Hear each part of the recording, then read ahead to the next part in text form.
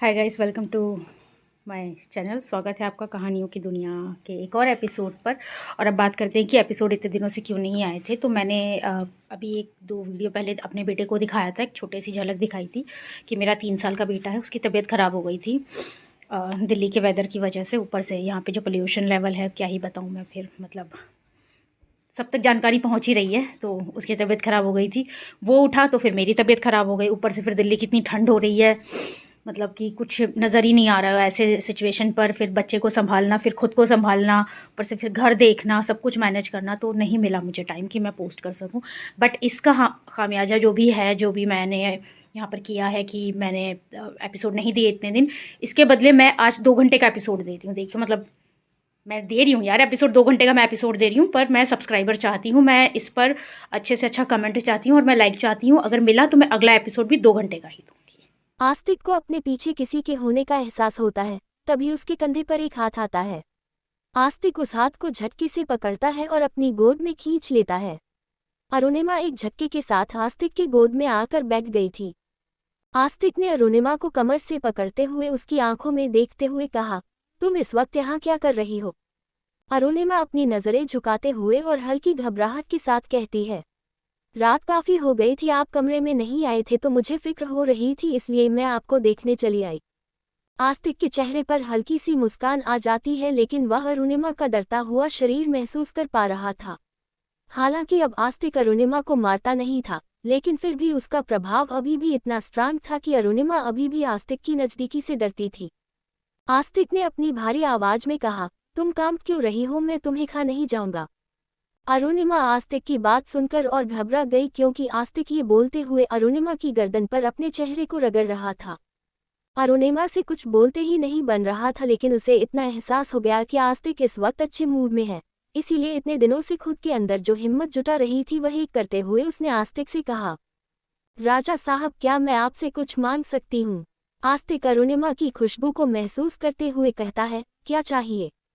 अरुणिमा ने अपने शरीर के हर एक हिस्से को मजबूत कर लिया ताकि आस्तिक की मार पड़े तो वह सहन कर सके। उसने डरते हुए और हिम्मत के साथ कहा, राजा साहब, क्या मैं अपनी पढ़ाई पूरी कर सकती हूँ? प्लीज मना मत कीजिएगा। और इसी के साथ अरुणिमा ने कस के अपनी आंखें बंद कर ली ताकि आस्तिक की मार पड़े तो वह सहन कर सके। पर इसके ऑपोजिट आस्तिक ने अरुणिमा के बालों को उसकी गर्दन के पीछे किया और उसके पीठ को चूमते हुए कहा, ठीक है, तुम अपनी पढ़ाई आगे कर सकती हो, लेकिन तुम्हें हमेशा कीर्ति के साथ रहना होगा। अगर मुझे पता चला कि तुमने किसी और से बात करने की कोशिश की तो तुम सोच सकती हो क्या अंजाम होगा। अरुणिमा एक झटके से अपनी आंखें खोलती है।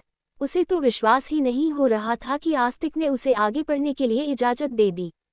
उसका पूरा चेहरा खिल जाता है और वह खुशी से आस्तिक की तरफ देखते हुए कहती है, थैंक यू राजा साहब।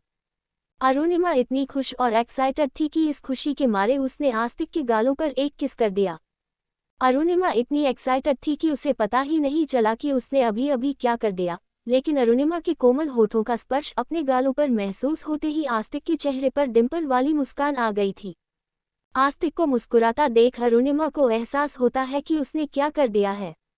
वह जल्दी से शर्म से अपना चेहरा नीचे झुका लेती है। माहौल को थोड़ा हल्का करने के लिए आस्तिक अरुणिमा से कहता है, वैसे तुम्हें पढ़ाई करने की क्या जरूरत है? मैं तुम्हारी सारी ज़रूरतें पूरी तो कर रहा हूँ। तुम्हें जो चीज़ चाहिए तुम मुझे बताओ, मैं तुम्हें सब ला कर दूंगा। फिर तुम्हें पढ़ने का इतना शौक क्यों है? और अगर तुम ये सोच रही हो कि पढ़ लिख कर तुम कोई नौकरी करोगी, तो मैं तुम्हें याद दिला देता हूँ कि तुम सिंघल की रानी हो। तुम चाहो तो अपनी खुद की कंपनी खोल सकती हो, वह भी बिना किसी एक्सपीरियंस के। फिर तुम्हें आगे पढ़ना क्यों है? अरुणिमा आस्तिक की बात तो सुन रही थी, लेकिन उसके शरीर में अजीब सी हलचल भी हो रही थी, क्योंकि आस्तिक की उंगलियां लगातार अरुणिमा की खुली कमर पर रंगोली बनाए जा रही थी। अरुणिमा ने खुद के इमोशन पर काबू करते हुए आस्तिक से कहा, वह दरअसल मेरे बाबा मुझे एक कामयाब इंसान के रूप में देखना चाहते थे। वह चाहते थे मैं एक लाल बत्ती वाली गाड़ी में घूमूं। वह मुझे एक अफसर के रूप में देखना चाहते थे। बस मैं उनकी यही आखिरी इच्छा पूरी करना चाहती हूँ। आस्तिक हैरानी से अरुणिमा के कहे शब्दों को सुन रहा था। उसे अरुणिमा के शब्दों में कुछ अजीब सा महसूस हुआ। उसने हैरानी से कहा, तुम्हारे बाबा की मौत कैसे हुई थी? अरुणिमा के चेहरे पर उदासी छा गई और उसकी आंखों में आंसू छलक आए। उसने भावुक होते हुए कहा, बाबा को हार्ट अटैक आया था। आस्तिक हैरानी से कहता है, हार्ट अटैक? तुम्हें किसने बताया कि तुम्हारे बाबा को हार्ट अटैक आया था? फिर से याद करो, हार्ट अटैक नहीं होगा, हो सकता है उनकी मृत्यु किसी और तरीके से हुई हो और तुम्हें लोगों ने गलत बताया हो। अरुणिमा अपने आंसू साफ करते हुए कहती है, नहीं राजा साहब, बाबा को हार्ट अटैक ही आया था। मैं उस दिन स्कूल से घर आई तब देखा कि बाबा हार्ट अटैक से जमीन पर मरे पड़े हैं। मैं उन्हें पकड़ पकड़ कर रो रही थी और चिल्ला चिल्ला की कह रही थी कि मेरे बाबा को मत ले जाओ, लेकिन लोग मेरे बाबा को फिर भी अपने साथ लेकर चले गए। माँ भी वहीं पर खड़ी थी, वह भी बहुत रो रही थी। हमारा परिवार उस दिन टूट गया था। आस्तिक हैरानी से अरुणिमा की बात सुन रहा था, लेकिन अरुणिमा के हर एक शब्द में उसे सच्चाई नजर आ रही थी, क्योंकि अरुणिमा की आंसू झूठ नहीं बोल रहे थे। आस्तिक ने अरुणिमा को संभालते हुए उसकी पीठ को सहलाते हुए कहा, ठीक है, अब इस बात को ज्यादा याद मत करो। खुद को संभालने के बाद अरुणिमा ने कुछ सोचते हुए आस्तिक की तरफ देखकर कहा, क्या मैं आपसे कुछ पूछ सकती हूँ? आस्तिक अरुणिमा के कंधे पर अपने सर को छुपाए हुए था और उसकी पीठ सहलाते हुए कहता है, पूछो ना। अरुणिमा ने डरते हुए कहा, आपके पिताजी कहाँ हैं? मैंने कभी उनके बारे में कुछ सुना नहीं है। अचानक से अरुणिमा को अपनी कमर पर आस्तिक के हाथों की पकड़ महसूस होने लगी। उसे पता चल गया कि आस्तिक को उसकी बात पसंद नहीं आई और वह गुस्सा हो गया है। अरुणिमा ये सोचकर ही डर रही थी कि कहीं आस्तिक उसे यह पूछने के लिए सजा ना दे। अरुणिमा ने डरते हुए आस्तिक की तरफ देखा तो उसकी आंखें सच में लाल थीं। अरुणिमा जल्दी से अपना चेहरा नीचे झुकाते हुए डरती हुई आवाज में कहती है, मुझे माफ कर दीजिए राजा साहब। मुझे नहीं पता था कि यह सवाल पूछने पर आप इतना नाराज हो जाएंगे। मैं आज के बाद ऐसा सवाल नहीं पूछूंगी। प्लीज मुझे माफ कर दीजिए। अरुणिमा को डरता हुआ देख आस्तिक के हाथ जो उसके कमर पर कसे हुए थे वह ढीले पड़ गए और उसने जल्दी से अपने गुस्से पर काबू पाते हुए अरुणिमा से कहा, तुम्हें माफी मांगने की जरूरत नहीं है, इसमें तुम्हारी कोई गलती नहीं है। अरुणिमा हैरानी से आस्तिक को देखते रह गई थी। उसे लगा नहीं था कि आस्तिक गुस्सा होने के बावजूद भी अरुणिमा के साथ नॉर्मल तरीके से बात करेगा। अरुणिमा हैरानी से आस्तिक को देख रही थी तो आस्तिक ने अरुणिमा की आंखों में न देखकर अपना चेहरा दूसरी तरफ घुमा लिया और एक शांत लहजे के साथ कहा, जब हम सब छोटे थे तब उनकी मौत हो गई। पर आस्तिक ने यह बात ऐसे कही थी जैसे कि यह कोई बड़ी बात नहीं थी। न तो उसके चेहरे पर उदासी थी और न ही शब्दों में कोई भारीपन। उसने ये लाइन बिल्कुल ऐसे कह दी थी जैसे कि इन शब्दों का उसके जीवन में कोई महत्व ही नहीं है। अरुणिमा समझ गई कि आस्तिक से उसके पिता के बारे में बात करना बेवकूफ़ी है, क्योंकि आस्तिक ने अभी अपने गुस्से पर काबू पा लिया है, लेकिन भविष्य में इस सवाल पर वह अपने गुस्से पर कंट्रोल रख पाएगा या नहीं ये कहना मुश्किल है। अरुणिमा देखती है कि आस्तिक उसके साथ बहुत कंफर्टेबल होकर बात कर रहा है और वह आज आस्तिक से जो भी कुछ पूछ रही है उसका वह सही से जवाब दे रहा है। इसीलिए मौके का फायदा उठाते हुए अरुणिमा ने आस्तिक से पूछा, राजा साहब, क्या आपको लगता है कि जीवन एक अच्छा इंसान है? आपको लगता है वह प्रणाली के लिए एक सही जीवन साथी है? अरुणिमा के ये पूछने पर आस्तिक हैरान हो जाता है। वह अरुणिमा को अपनी तरफ घुमाता है और अपनी एक आईब्रो उठाते हुए कहता है, तुम अचानक से जीवन के बारे में क्यों बात कर रही हो? लेकिन अरुणिमा आगे कुछ कहने के लिए अपनी नजरें चुरा रही थी। उसे समझ ही नहीं आ रहा था कि वह आगे आस्तिक को इस बारे में कैसे बताए, पर आस्तिक भी कहाँ पीछे रहने वाला था। वह अरुणिमा की नज़रों में देख पा रहा था कि जीवन के बारे में बात करने के लिए वह कितनी मुश्किल से हिम्मत जुटा रही है। अरुणिमा ने बहुत मुश्किल से कहा, नहीं, मेरा कहने का वह मतलब वो नहीं था। मैं बस ये कहना चाहती थी कि आप जीवन के हाथ में प्रणाली का हाथ दे रहे हैं। क्या इससे पहले आपने उनके बैकग्राउंड के बारे में पूरी जानकारी ली है? क्योंकि अगर प्रणाली की शादी किसी गलत इंसान से हो जाएगी तो वह सारी जिंदगी पछताएगी और उससे ज़्यादा आप सारी जिंदगी पछताएंगे, ये सोचकर कि आप अपनी बहन के लिए एक सही फैसला नहीं ले पाए।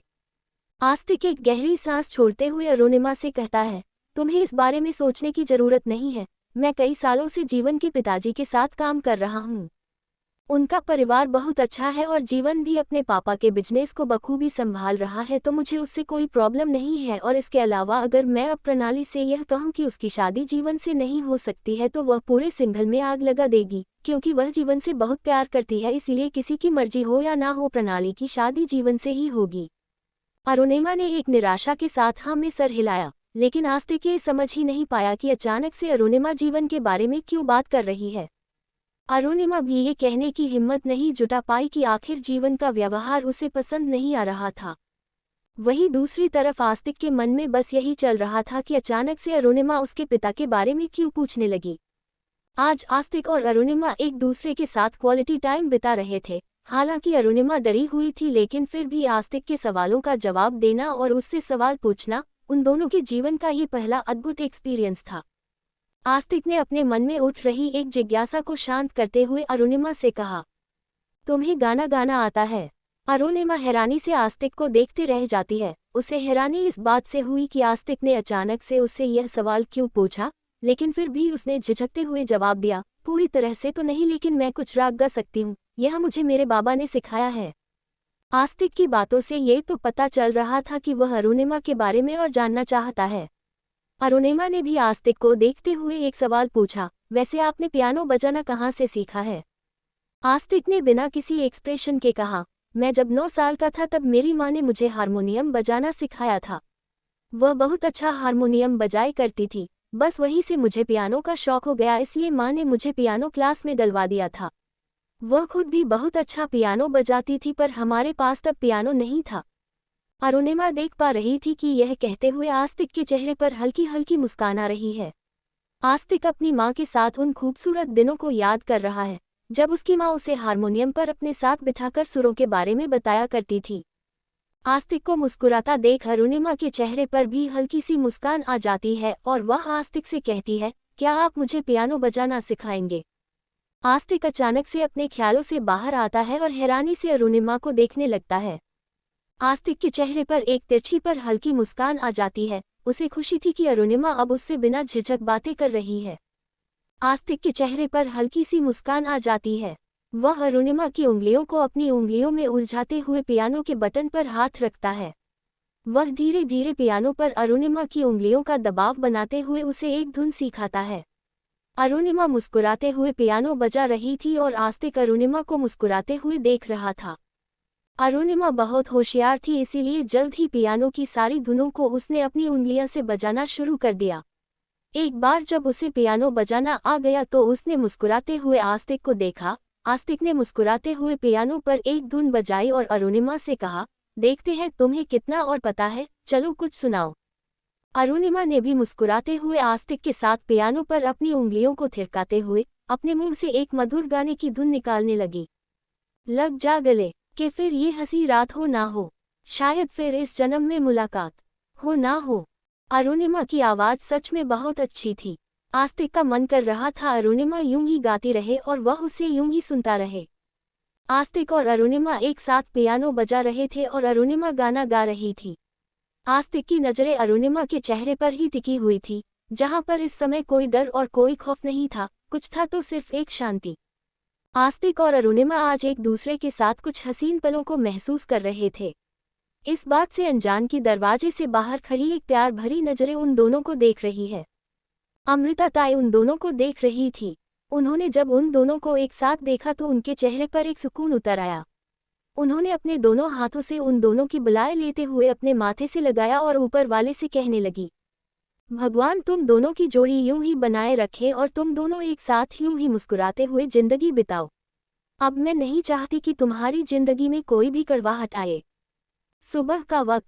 अरुणिमा इस वक्त महल में शाम के फंक्शन की तैयारी कर रही थी। आज प्रणाली की सगाई थी। उसने सुबह उठने के साथ ही काम शुरू कर दिया था। वैसे तो यहाँ पर सारा काम वेडिंग प्लानर कर रहे थे, लेकिन फिर भी अरुणिमा अपनी तरफ से सारा काम करने की कोशिश कर रही थी। अभी सूरज भी नहीं निकला था कि जानवी अरुणिमा के पास आते हुए कहती है, भाभी लाइए ये काम मैं कर देती हूँ। अरुणिमा हैरानी से जानवी को देखते हुए कहती है, अरे जानवी तुम इतनी सुबह क्यों उठ गई हो? जानवी कहती है, क्या मतलब मैं सुबह क्यों उठ गई हूँ? अरे घर में शादी है, ऐसे में क्या मैं देर तक सोती रहूंगी और कोई देखेगा तो क्या कहेगा कि जेठानी सुबह उठकर काम कर रही है और देवरानी अभी तक पैर पसारे सो रही है। अरुणिमा ने हंसते हुए कहा, ऐसा कुछ भी नहीं है, बल्कि मैं तो कहती हूँ कि तुम्हें कुछ करने की जरूरत ही नहीं है। इन सब कामों के लिए मैं हूं ना, तुम तो बस अभी अपनी लाइफ एंजॉय करो। अरे तुम्हारी शादी को अभी वक्त ही कितना हुआ है, अभी तुम्हें पृथ्वी को वक्त देना चाहिए। वैसे भी नई नई शादी में दो इंसान एक दूसरे को समझते हैं, एक दूसरे की बातों को समझते हैं, इसमें तो टाइम लगता है ना। और काम का क्या है, ये तो सारी जिंदगी होता रहेगा। जानवी मुस्कुराते हुए कहती है, भाभी जब मैंने पहली बार आपको देखा था ना तो मुझे लगा कि आपकी उम्र तो बहुत कम है, और जितना मुझे पृथ्वी ने बताया था कि आप घर को और रियासत के काम को भी देखते हैं तो मुझे लगा शायद आपको इस काम में भाई साहब की मदद की ज़रूरत होती होगी। पर जितना मैंने आपको जाना है उससे तो मुझे यही पता लगा है कि इंसान की उम्र से उसकी काबिलियत का पता नहीं चलता है। आपकी उम्र भले ही कम है लेकिन आप घर और बाकी सारी चीज़ कितने अच्छे से मैनेज करती हैं। जानवी की बात सुनकर अरुणिमा हंसने लगती है। आखिर दोनों की बॉन्डिंग ही इतनी अच्छी थी, दोनों एक साथ हर काम को किया करती थी और दोनों की आपस में साझेदारी भी बहुत अच्छी हो गई थी। इतनी सुबह अरुणिमा और जानवी मिलकर सगाई से पहले होने वाली पूजा की तैयारी कर रहे थे। अभी तो ठीक से नौकर भी नहीं जागे थे और न ही बाकी कोई काम शुरू हुआ था। सिर्फ जानवी और अरुणिमा ही एक साथ बैठकर पूजा की तैयारी कर रहे थे। तभी अरुणिमा की नज़र सीढ़ियों पर जाती है और वह चौंक जाती है। प्रणाली इतनी सुबह उठकर कहाँ जा रही है? प्रणाली को इतनी सुबह देखकर तो जानवी भी चौंक गई थी, क्योंकि भले ही जानवी को इस घर में आए थोड़ा ही समय हुआ था, पर वह इतना तो जान ही गई थी कि प्रणाली 10 बजे तो सोकर ही उठती है। प्रणाली सीढ़ियों से उतरते हुए मेन गेट की तरफ जा रही थी। तभी अरुणिमा प्रणाली को रोकते हुए कहती है, प्रणाली कहाँ जा रही हो? प्रणाली रुक जाती है और पलटकर अरुणिमा और जानवी को एक साथ देखती है। वह उन दोनों को देखकर मुंह बनाते हुए कहती है, तुमसे मतलब अपना काम करो। ये कहकर प्रणाली दरवाजे की तरफ बढ़ जाती है, लेकिन इससे पहले कि वह दरवाजे पर पहुंच पाती जानवी उसके सामने आ जाती है। प्रणाली गुस्से में जानवी को देखते हुए कहती है, अब तुम्हें क्या चाहिए? हटो सामने से।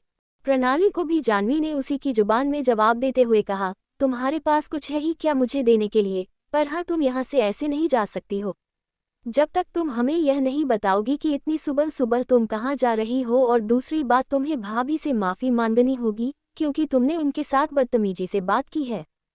प्रणाली ने भी गुस्से में दांत पीसते हुए कहा, तुम दोनों को सुबह सुबह और कोई काम नहीं है क्या? आ गई मेरा दिन खराब करने के लिए। जानवी ने भी अकड़ के साथ कहा, दिन तो तुमने हमारा खराब कर दिया है। हम दोनों तो यहाँ पर आराम से अपना काम कर रही थी, तुम ही आ गई हो मुंह उठाकर यहाँ। प्रणाली ने गुस्से में कहा, हाउ डेयर यू, हिम्मत कैसे हुई तुम्हारी ये कहने की? ये कहते हुए प्रणाली जानवी को थप्पड़ मारने के लिए आगे आती है, लेकिन अगले ही पर जानवी प्रणाली की कलाई पकड़कर उसे मरोड़ देती है और उसकी पीठ पर लगा देती है। प्रणाली की एक तेज चीख निकल जाती है, लेकिन वह उसके अपना मुंह बंद कर लेती है। जानवी ने प्रणाली की कलाई पर पकड़ बनाते हुए कहा, मेरी प्यारी सी नंजी, अपने इस हाथ को खाना खाने और जुल्फे संवारने के अलावा किसी और चीज़ के लिए इस्तेमाल किया ना तो तोड़कर तुम्हारे दूसरे हाथ में रख दूंगी। और हाँ, बदतमीज तो मैं बहुत हूँ, इसलिए अपनी ये 2 फीट की जुबान मेरे सामने चलाने की कोशिश मत करना। वह तो भाभी है जो तुम्हारी हर बदतमीजी बर्दाश्त करके तुम्हारी हर बात सह लेती है, पर मुझसे यह उम्मीद मत करना। अरुणिमा जल्दी से जानवी के पास आती है और उसे प्रणाली को अलग करते हुए कहती है, क्या कर रही हो जानवी? जाने दो उसे। तुम तो जानती हो उसका नेचर ही ऐसा है। जब उसकी हरकतें अच्छी तरह से जानती हो तो क्यों उससे उलझ रही हो? वैसे भी कुछ दिन है इस घर में इसके। प्रणाली गुस्से में अपनी कलाई को सहलाते हुए उन दोनों देवरानी जेठानी को देख रही थी। जानवी ने अरुणिमा से कहा, अगर कुछ ही दिन है तो मेहमानों की तरह रहे।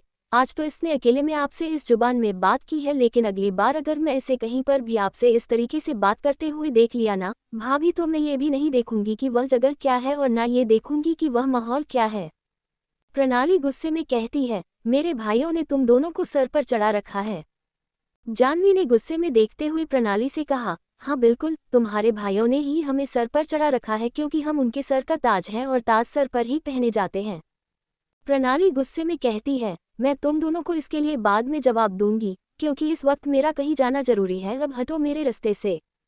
लेकिन जानवी भी अपने दोनों हाथ बांधते हुए कहती है, मेरा और पृथ्वी का कमरा नीचे वाला है और भैया और भाभी का कमरा ऊपर वाला है। ज्यादा समय नहीं लगेगा पृथ्वी और भाई साहब को उठाने के लिए। अगला सवाल मैं नहीं बल्कि तुम्हारा भाई तुमसे पूछेंगे कि तुम इतनी सुबह कहाँ जा रही हो। आस्तिक और पृथ्वी का जिक्र आते ही प्रणाली के चेहरे पर घबराहट आ जाती है, क्योंकि वह इस वक्त आस्तिक और पृथ्वी को नहीं बता सकती थी कि वह कहाँ जा रही है, लेकिन अरुणिमा और जानवी भी कहाँ कम थी। वह वैसे भी प्रणाली को यहाँ से नहीं जाने दे रही थी। प्रणाली उन दोनों को गुस्से में घूर ही रही थी कि इतने में उसका फ़ोन जो उसके पर्स में रखा था वह वाइब्रेट होता है, क्योंकि हर तरफ सन्नाटा था, इसीलिए अरुणिमा और जानवी को भी फ़ोन की वाइब्रेशन सुनाई दे रही थी। प्रणाली अपने पर्स में हाथ डालकर अपना फ़ोन निकालती है तो जीवन की कॉल आ रही थी।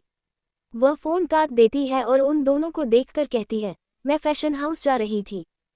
जानवी कहती है, लेकिन तुमने तो फैशन हाउस की 2 दिन की छुट्टी रखी हुई है ना, आज तुम्हारी सगाई है इस वजह से। वैसे भी अगर तुम्हें फैशन हाउस जाना भी है तो इतनी सुबह सुबह सूरज निकलने से पहले फैशन हाउस जाकर क्या करोगी? प्रणाली अपनी नज़रें तीखी करते हुए कहती है, तुम्हारी शादी तो बिना किसी फंक्शन की हो गई है, ना तो कोई बारात गई और ना ही कोई लोग आए। तो तुम्हें कैसे पता होगा कि किसी लड़की के लिए शादी कितना स्पेशल ओकेजन होता है जिसके लिए वह तैयार होती है। मैं अपनी सगाई पर सबसे ज़्यादा खूबसूरत दिखना चाहती हूँ, इसके लिए मैंने अपने खुद के लिए एक ड्रेस डिज़ाइन की है, पर कल रात मेरी असिस्टेंट का कॉल आया कि उस ड्रेस में कुछ प्रॉब्लम है। मैं नहीं चाहती कि जब मैं शाम को फंक्शन पर वह ड्रेस पहनूं तो वह अनकंफर्टेबल हो, इसीलिए मैं फैशन हाउस जा रही हूँ अपनी खुद की ड्रेस रीचेक करने के लिए। जानवी कुछ कहने के लिए आगे ही आ रही थी कि अरुणिमा ने जानवी को देखते हुए कहा, जाने दो जानवी, वैसे भी ये हमारे मना करने से रुकेगी थोड़ी ना। उसके बाद अरुणिमा ने प्रणाली को देखकर कहा, जा रही हो ठीक है, पर अकेली नहीं जाओगी, गार्ड्स और ड्राइवर तुम्हारे साथ जाएंगे। प्रणाली मुंह बनाते हुए गुस्से में उन दोनों को देखकर निकल जाती है। उसके जाने के बाद अरुणिमा जानवी से कहती है, रहने दो, खमोखा का बहस करने की जरूरत नहीं है, जब तक शादी नहीं होती है बस तब तक बर्दाश्त करना है उसे। प्रणाली महल से निकलकर गाड़ी में बैठी हुई थी, उसके साथ एक बॉडीगार्ड और सामने ड्राइवर बैठा हुआ था। वह अच्छी तरह से जानती थी कि अगर वह बॉडीगार्ड और ड्राइवर को अपने साथ नहीं लेकर आएगी तो अरुणिमा उसे महल से बाहर नहीं निकलने देगी। उसका फ़ोन बार बार बज रहा था। प्रणाली ने अपना फ़ोन साइलेंट किया और जीवन को एक मैसेज किया कि वह घर से निकल चुकी है, बस थोड़ी ही देर में फैशन हाउस पहुंचने वाली है। दूसरी तरफ से जीवन का ओके का मैसेज आता है। प्रणाली के महल से बाहर निकलते ही उसके पीछे एक गाड़ी उसका पीछा कर रही थी। उसने गाड़ी में बैठे अपना फ़ोन निकाला और सामने किसी को फ़ोन करते हुए कहा, रजत वह घर से निकल चुकी है। सामने से रजत ने कहा, पीछा करो। थोड़ी ही देर बाद प्रणाली की गाड़ी उसके फैशन हाउस के सामने रुकती है। वह गाड़ी से बाहर निकलती है, उसके साथ बॉडीगार्ड भी बाहर निकलते हैं। प्रणाली उस बॉडीगार्ड को देखकर कहती है, तुम यही मेरा इंतजार करो। लेकिन बॉडीगार्ड कहता है, सॉरी राजकुमारी जी, लेकिन हमें ऑर्डर मिले हैं कि हमें आपके साथ रहना है। प्रणाली ने गुस्से में बॉडीगार्ड से कहा, तुम्हें एक बार में सुनाई नहीं दे रहा है क्या? मैंने कहा यहाँ पर खड़े होकर मेरा इंतजार करो, तो यहीं पर खड़े रहना। ये कहकर प्रणाली अपने फैशन हाउस की तरफ निकल जाती है। वह लिफ्ट का बटन दबाती है और अपने फ्लोर पर जाती है। फ्लोर पर पहुंचकर वह सबसे पहले वहां की सारी लाइट्स ऑन करती है, क्योंकि इस वक्त सारी लाइट्स ऑफ थी और सब जगह अंधेरा था। प्रणाली अपना फ़ोन निकालती है और जीवन को कॉल करती है। एक रिंग के बाद ही जीवन फ़ोन उठाता है और कहता है, हाँ कहाँ हो तुम? प्रणाली कहती है, मैं फैशन हाउस पहुंच गई हूँ, तुम पीछे के रास्ते से आ जाओ, पर थोड़ा संभल कर क्योंकि सामने के रास्ते पर गार्ड्स खड़े हैं। जीवन हाँ में सर हिलाता है और वह पीछे के रास्ते प्रणाली के फैशन हाउस में आ जाता है। प्रणाली पीछे वाला दरवाज़ा खोल देती है। जीवन जैसे ही अंदर आता है प्रणाली जल्दी से जीवन के गले लग जाती है। जीवन भी उसे अपनी बाहों में भर लेता है और उसके माथे पर किस करते हुए कहता है, थैंक यू बेबी, मुझे मालूम था कोई मेरी मदद करे या ना करे, लेकिन मेरी प्रणाली मेरी मदद जरूर करेगी। प्रणाली भी मुस्कुराते हुए जीवन को देखकर कहती है, तुम्हारे लिए तो मैं कुछ भी कर सकती हूँ।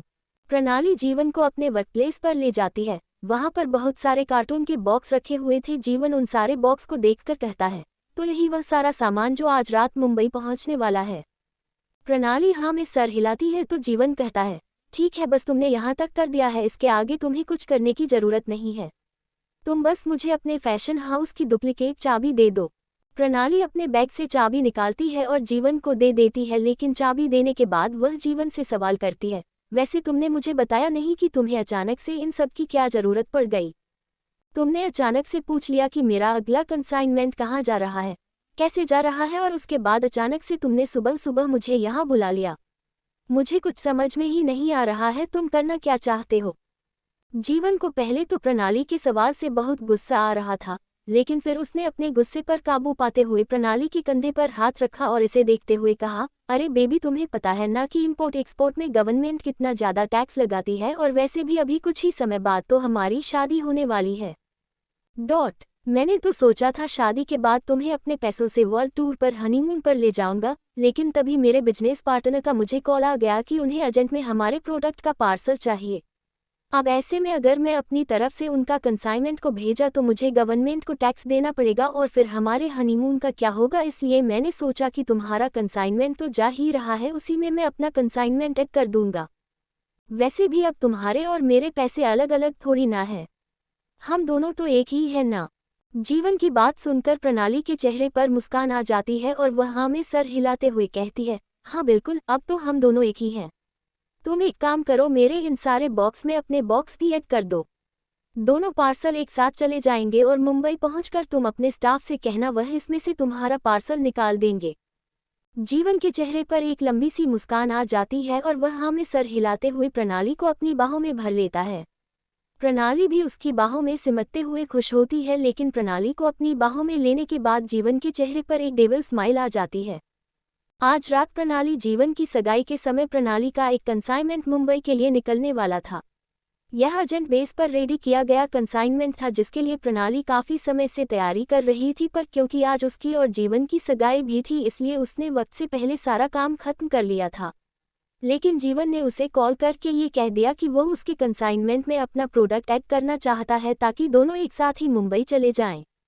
शाम का वक्त, महल सगाई की लगभग सारी तैयारियां हो गई थी। प्रणाली अपने कमरे में तैयार हो रही थी और कीर्ति इसमें उसकी मदद कर रही थी। अरुणिमा और जानवी एक साथ मिलकर बाकी सब तैयारी देख रही थी। आस्तिक और पृथ्वी इस समय मेहमानों का स्वागत कर रहे थे। आस्तिक देख रहा था सुबह से अरुणिमा कितनी मेहनत कर रही है और हर काम को खुद जाकर पूरा कर रही है। तभी वहां पर जीवन अपने परिवार के साथ आ जाता है। जीवन को आया देख आस्तिक जीवन के पास जाता है और उसका स्वागत करता है। जीवन आस्तिक और पृथ्वी को देखकर तो मुस्कुरा रहा था, लेकिन उसकी निगाहें पार्टी में किसी और को ढूंढ रही थी। अरुणिमा अच्छे से जानती थी कि जीवन के पास जाना खतरनाक हो सकता है, इसीलिए वह जानवी के साथ पार्टी से दूर ही थी। जीवन की माँ पृथ्वी से कहती है, पृथ्वी हमें तुमसे ऐसी उम्मीद नहीं थी। चलो, आस्तिक ने बिना किसी को बताए शादी कर ली, समझ में आता है, लेकिन तुमने भी अपनी शादी के बारे में किसी को नहीं बताया। यह क्या बात हुई, तुम दोनों भाइयों ने तो ऐसे शादी की है जैसे कि लड़की ब्याह के नहीं बल्कि उठा के लाए हो। जीवन की माँ के ये कहने पर सब हंसने लगते हैं। जीवन अपने परिवार के साथ पार्टी में आता है और वहां पर सबसे मिलने लगता है। तभी जीवन के फोन पर उसके आदमी का फोन आ रहा था क्योंकि उनका माल ट्रक में लोड हो गया था और उसका बस यहां से निकलना ही बाकी था। जीवन एक कोने में जाता है और अपना फोन रिसीव करते हुए कहता है, हाँ माल निकला या नहीं। सामने से उस आदमी ने कहा, यस बॉस, माल फैशन हाउस से निकल गया है, बस अब बॉर्डर पर संभाल लेना। जीवन कहता है, उसकी फिक्र मत करो, बॉर्डर पर चेकिंग में बस सामने के 2-4 डब्बे ही चेक होंगे और उन डब्बे में प्रणाली के फैशन हाउस का सामान है, इसलिए कोई ज्यादा कुछ करेगा नहीं क्योंकि वह ट्रक प्रणाली के नाम से जा रहा है। जीवन फोन रख देता है और एक शैतानी मुस्कान के साथ आस्तिक को देखते हुए अपने मन में कहता है, आपको क्या लगता है राजा साहब, मैं बेवकूफ़ हूँ जो आपसे रिश्ता जोड़ रहा हूँ? नहीं राजा साहब, आपसे रिश्ता जोड़ने में मेरा बहुत बड़ा स्वार्थ है। दरअसल आपका नाम ही काफ़ी है मुझे मेरे काम को अंजाम देने के लिए। वह क्या है ना, आपके नाम के सहारे मैं बहुत कुछ कर सकता हूँ। ये बात मुझे पहले दिन से पता थी, इसीलिए तो उस बेवकूफ़ लड़की को अपने प्यार के जाल में फंसाया है। तभी प्रणाली वहां पर आ जाती है। प्रणाली को देखकर आस्तिक के चेहरे पर मुस्कान तो थी, लेकिन आंखों में एक नमी भी आ गई थी, क्योंकि जैसी भी थी प्रणाली थी तो उसकी बहन ही, जिसे बचपन से उसने अपनी बेटी की तरह पाला था और आज वह अपनी इस बेटी की शादी करने जा रहा था। उसे तो यकीन ही नहीं हो रहा था कि उसके भाई बहन अब इतने बड़े हो गए कि सबका अलग अलग परिवार बनने लगा है। पहले पृथ्वी और अब प्रणाली भी, देखते ही देखते कीर्ति की भी शादी हो जाएगी। फिर आस्तिक ये सोचने लगता है कि एक बार उसके सारे भाई बहन शादी करके सेटल हो जाएंगे तो वह पूरी तरह से अकेला हो जाएगा।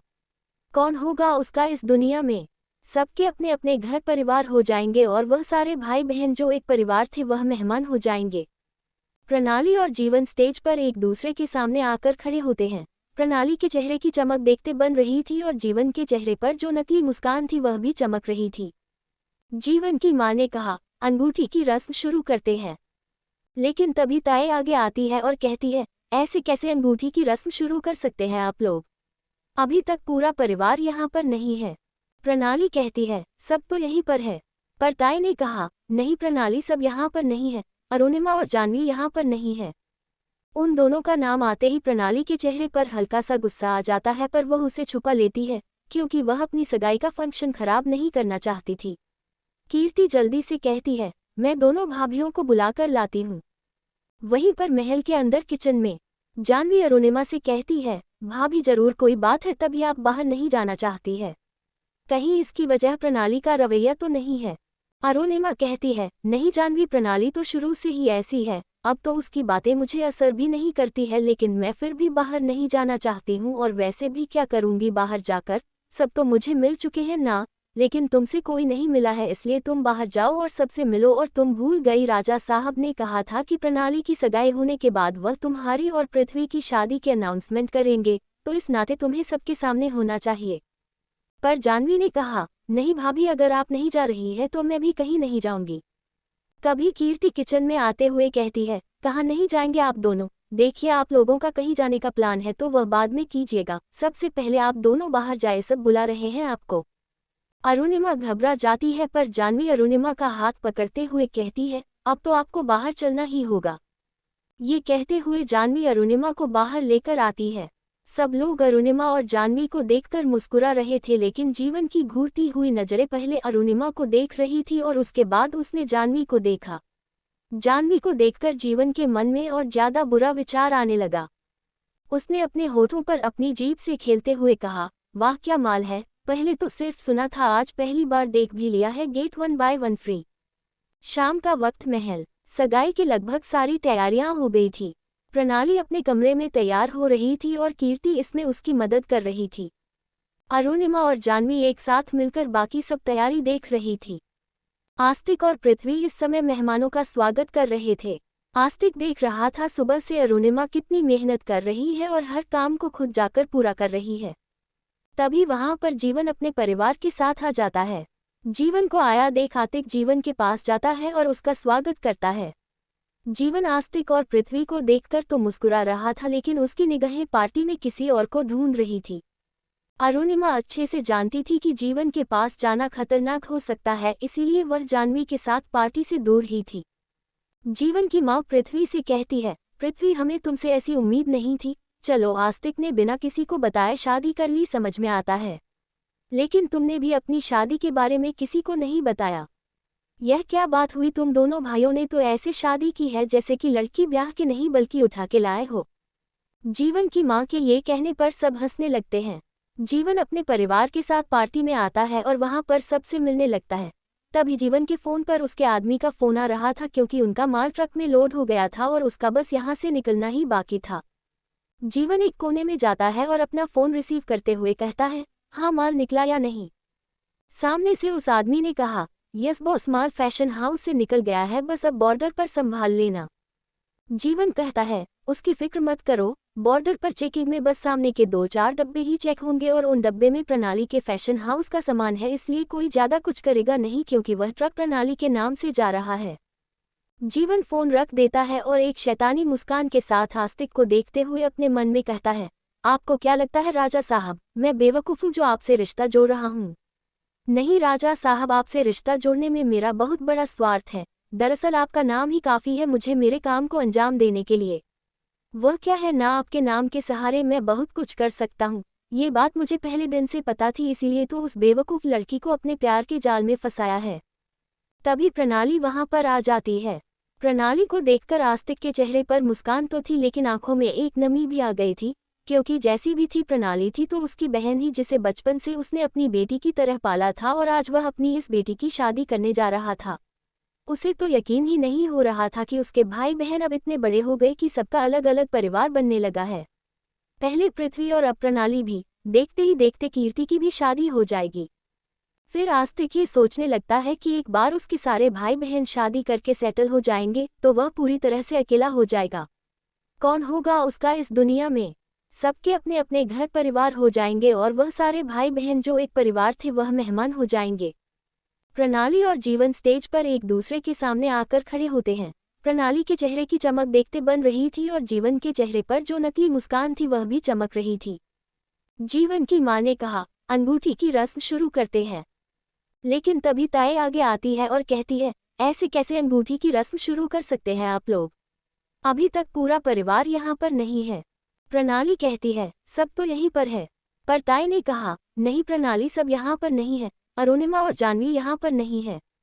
उन दोनों का नाम आते ही प्रणाली के चेहरे पर हल्का सा गुस्सा आ जाता है, पर वह उसे छुपा लेती है क्योंकि वह अपनी सगाई का फंक्शन खराब नहीं करना चाहती थी। कीर्ति जल्दी से कहती है, मैं दोनों भाभियों को बुलाकर लाती हूँ। वहीं पर महल के अंदर किचन में जानवी अरुणिमा से कहती है, भाभी जरूर कोई बात है तभी आप बाहर नहीं जाना चाहती है। कहीं इसकी वजह प्रणाली का रवैया तो नहीं है। अरुणिमा कहती है, नहीं जानवी, प्रणाली तो शुरू से ही ऐसी है। अब तो उसकी बातें मुझे असर भी नहीं करती है, लेकिन मैं फिर भी बाहर नहीं जाना चाहती हूँ। और वैसे भी क्या करूँगी बाहर जाकर, सब तो मुझे मिल चुके हैं ना, लेकिन तुमसे कोई नहीं मिला है, इसलिए तुम बाहर जाओ और सबसे मिलो। और तुम भूल गई, राजा साहब ने कहा था कि प्रणाली की सगाई होने के बाद वह तुम्हारी और पृथ्वी की शादी के अनाउंसमेंट करेंगे, तो इस नाते तुम्हें सबके सामने होना चाहिए। पर जानवी ने कहा, नहीं भाभी, अगर आप नहीं जा रही है तो मैं भी कहीं नहीं जाऊंगी। कभी कीर्ति किचन में आते हुए कहती है, कहाँ नहीं जाएंगे आप दोनों? देखिए, आप लोगों का कहीं जाने का प्लान है तो वह बाद में कीजिएगा, सबसे पहले आप दोनों बाहर जाए, सब बुला रहे हैं आपको। अरुणिमा घबरा जाती है, पर जानवी अरुणिमा का हाथ पकड़ते हुए कहती है, अब तो आपको बाहर चलना ही होगा। ये कहते हुए जानवी अरुणिमा को बाहर लेकर आती है। सब लोग अरुणिमा और जानवी को देखकर मुस्कुरा रहे थे, लेकिन जीवन की घूरती हुई नजरें पहले अरुणिमा को देख रही थी और उसके बाद उसने जानवी को देखा। जानवी को देखकर जीवन के मन में और ज्यादा बुरा विचार आने लगा। उसने अपने होठों पर अपनी जीभ से खेलते हुए कहा, वाह क्या माल है, पहले तो सिर्फ सुना था, आज पहली बार देख भी लिया है। Get 1 buy 1 free. प्रणाली और जीवन ने एक दूसरे को अंगूठी पहना दी थी। प्रणाली के चेहरे पर एक अलग ही चमक देखने को मिल रही थी, तो वहीं पर जीवन के चेहरे पर चमक के साथ साथ कुछ मिस्टीरियस भी था। जीवन की नज़र कभी अरुणिमा पर जाती तो कभी जानवी पर। आस्तिक ने जानवी और पृथ्वी की शादी की अनाउंसमेंट कर दी थी और सब लोगों ने उन दोनों की खुशी में तालियां भी बजाई थी। जानवी बहुत खुश थी पृथ्वी के साथ, और पृथ्वी ने जानवी को अपना कर कोई गलती नहीं की, यह एहसास भी उसे हो गया था। उसे यह एहसास जानवी से मिलने के बाद हुआ था कि अरुणिमा के लिए उसके लिए जो कुछ भी था वह सिर्फ एक अट्रैक्शन था। वह उसे प्यार नहीं कह सकता था, क्योंकि अगर प्यार होता तो जब आस्तिक ने अरुणिमा के साथ गलत किया तो पृथ्वी उसका विरोध करता। हालांकि पृथ्वी ने आस्तिक को रोकने की कोशिश की थी, लेकिन अपने भाई के रिस्पेक्ट के आगे उसने अपने कदम ज्यादा नहीं बढ़ाए थे। पर जानवी के मामले में ऐसा नहीं था। जब जानवी मुसीबत में थी तो पृथ्वी सबसे पहला इंसान था जो जानवी के साथ खड़ा था। अरुणिमा और जानवी एक साथ एक जगह पर खड़ी थी। उन दोनों के हाथ में आइसक्रीम की प्लेट थी और वह दोनों एक दूसरे के साथ बातें करते हुए आइसक्रीम खा रही थी। तभी जीवन वहां पर आता है और कहता है, टेस्टी है। जानवी और अरुणिमा दोनों हैरानी से जीवन को देखने लगती है, लेकिन जीवन की बात सुनकर जानवी की आंखें छोटी हो जाती है। पर अरुणिमा को पता चल जाता है कि जीवन फिर से कुछ बदतमीजी करने के इरादे से यहाँ पर आया है। वह जानवी का हाथ पकड़कर वहां से ले जाने के लिए आगे बढ़ती ही है कि जानवी अरुणिमा का हाथ पकड़कर उसे नामे सर हिलाती है और जीवन को देखते हुए कहती है, नंदोई जी, आइसक्रीम तो टेस्टी होती ही है, आप कहे तो मैं प्रणाली से कह दूं, वह आपके लिए लेकर आ जाएगी। जीवन हंसते हुए कहता है, अरे नहीं छोटी भाभी, हमारे बीच में प्रणाली को क्यों ला रही है? वैसे आपको कौन सा फ्लेवर पसंद है? मुझे तो वनीला पसंद है। जीवन ने ये बात अरुणिमा को देखकर कही थी, क्योंकि अरुणिमा के हाथ में वनीला फ्लेवर की आइसक्रीम थी। अरुणिमा जीवन की बातों से घबरा रही थी, कहीं प्रणाली उसे फिर से जीवन के साथ देख लेगी तो चार बातें सुनने का उसे भी मौका मिल जाएगा। इसलिए वह वहां से निकलना चाहती थी, पर जानवी ने उसका हाथ ही नहीं छोड़ा। जानवी ने अपनी प्लेट साइड के टेबल पर रखी और फिर अरुणिमा के हाथों से प्लेट लेते हुए साइड के टेबल पर रखी और जीवन को देखकर कहा, कभी कभी अपने स्वाद पर कंट्रोल करना चाहिए नंदोई जी, कहीं ऐसा ना हो कि जिसे आप मीठा समझकर खा रहे हैं वह जहरीला मीठा हो। जीवन की आंखें छोटी हो गई जानवी की बात सुनकर। वह हैरानी से जानवी को देखकर कहता है, आप कहना क्या चाहती हैं? जानवी जीवन के पीछे देखते हुए कहती है, आपका जहरीला मीठा, मेरा मतलब है कि प्रणाली आ रही है। जीवन पलटकर देखता है तो प्रणाली उन सबके पास आती है। वह जीवन की बाजू को पकड़ते हुए उसे पीछे करती है और गुस्से में अरुणिमा को देखकर कहती है, तुम यहाँ क्या कर रहे हो? जीवन जबरदस्ती मुस्कुराते हुए कहता है, अरे कुछ नहीं बेबी, मैं तो जानवी भाभी से बात करने आया था। वह क्या है ना, पृथ्वी ने इतनी जल्दबाजी में शादी कर ली कि हमें इनके बारे में कुछ जानने का मौका ही नहीं मिला, तो इसलिए थोड़ी सी जान पहचान बढ़ा रहा था। प्रणाली जीवन के हाथ पर अपनी हाथों की पकड़ कसते हुए कहती है, बहुत कर ली जान पहचान, इससे ज्यादा जानने की तुम्हें जरूरत नहीं है, चलो यहाँ से, भाई तुम्हें बुला रहे हैं। प्रणाली जीवन का हाथ पकड़कर उसे अपने साथ ले जा रही थी और जीवन ने पलटकर घूरते हुए अरुणिमा और जाह्नवी को देखा।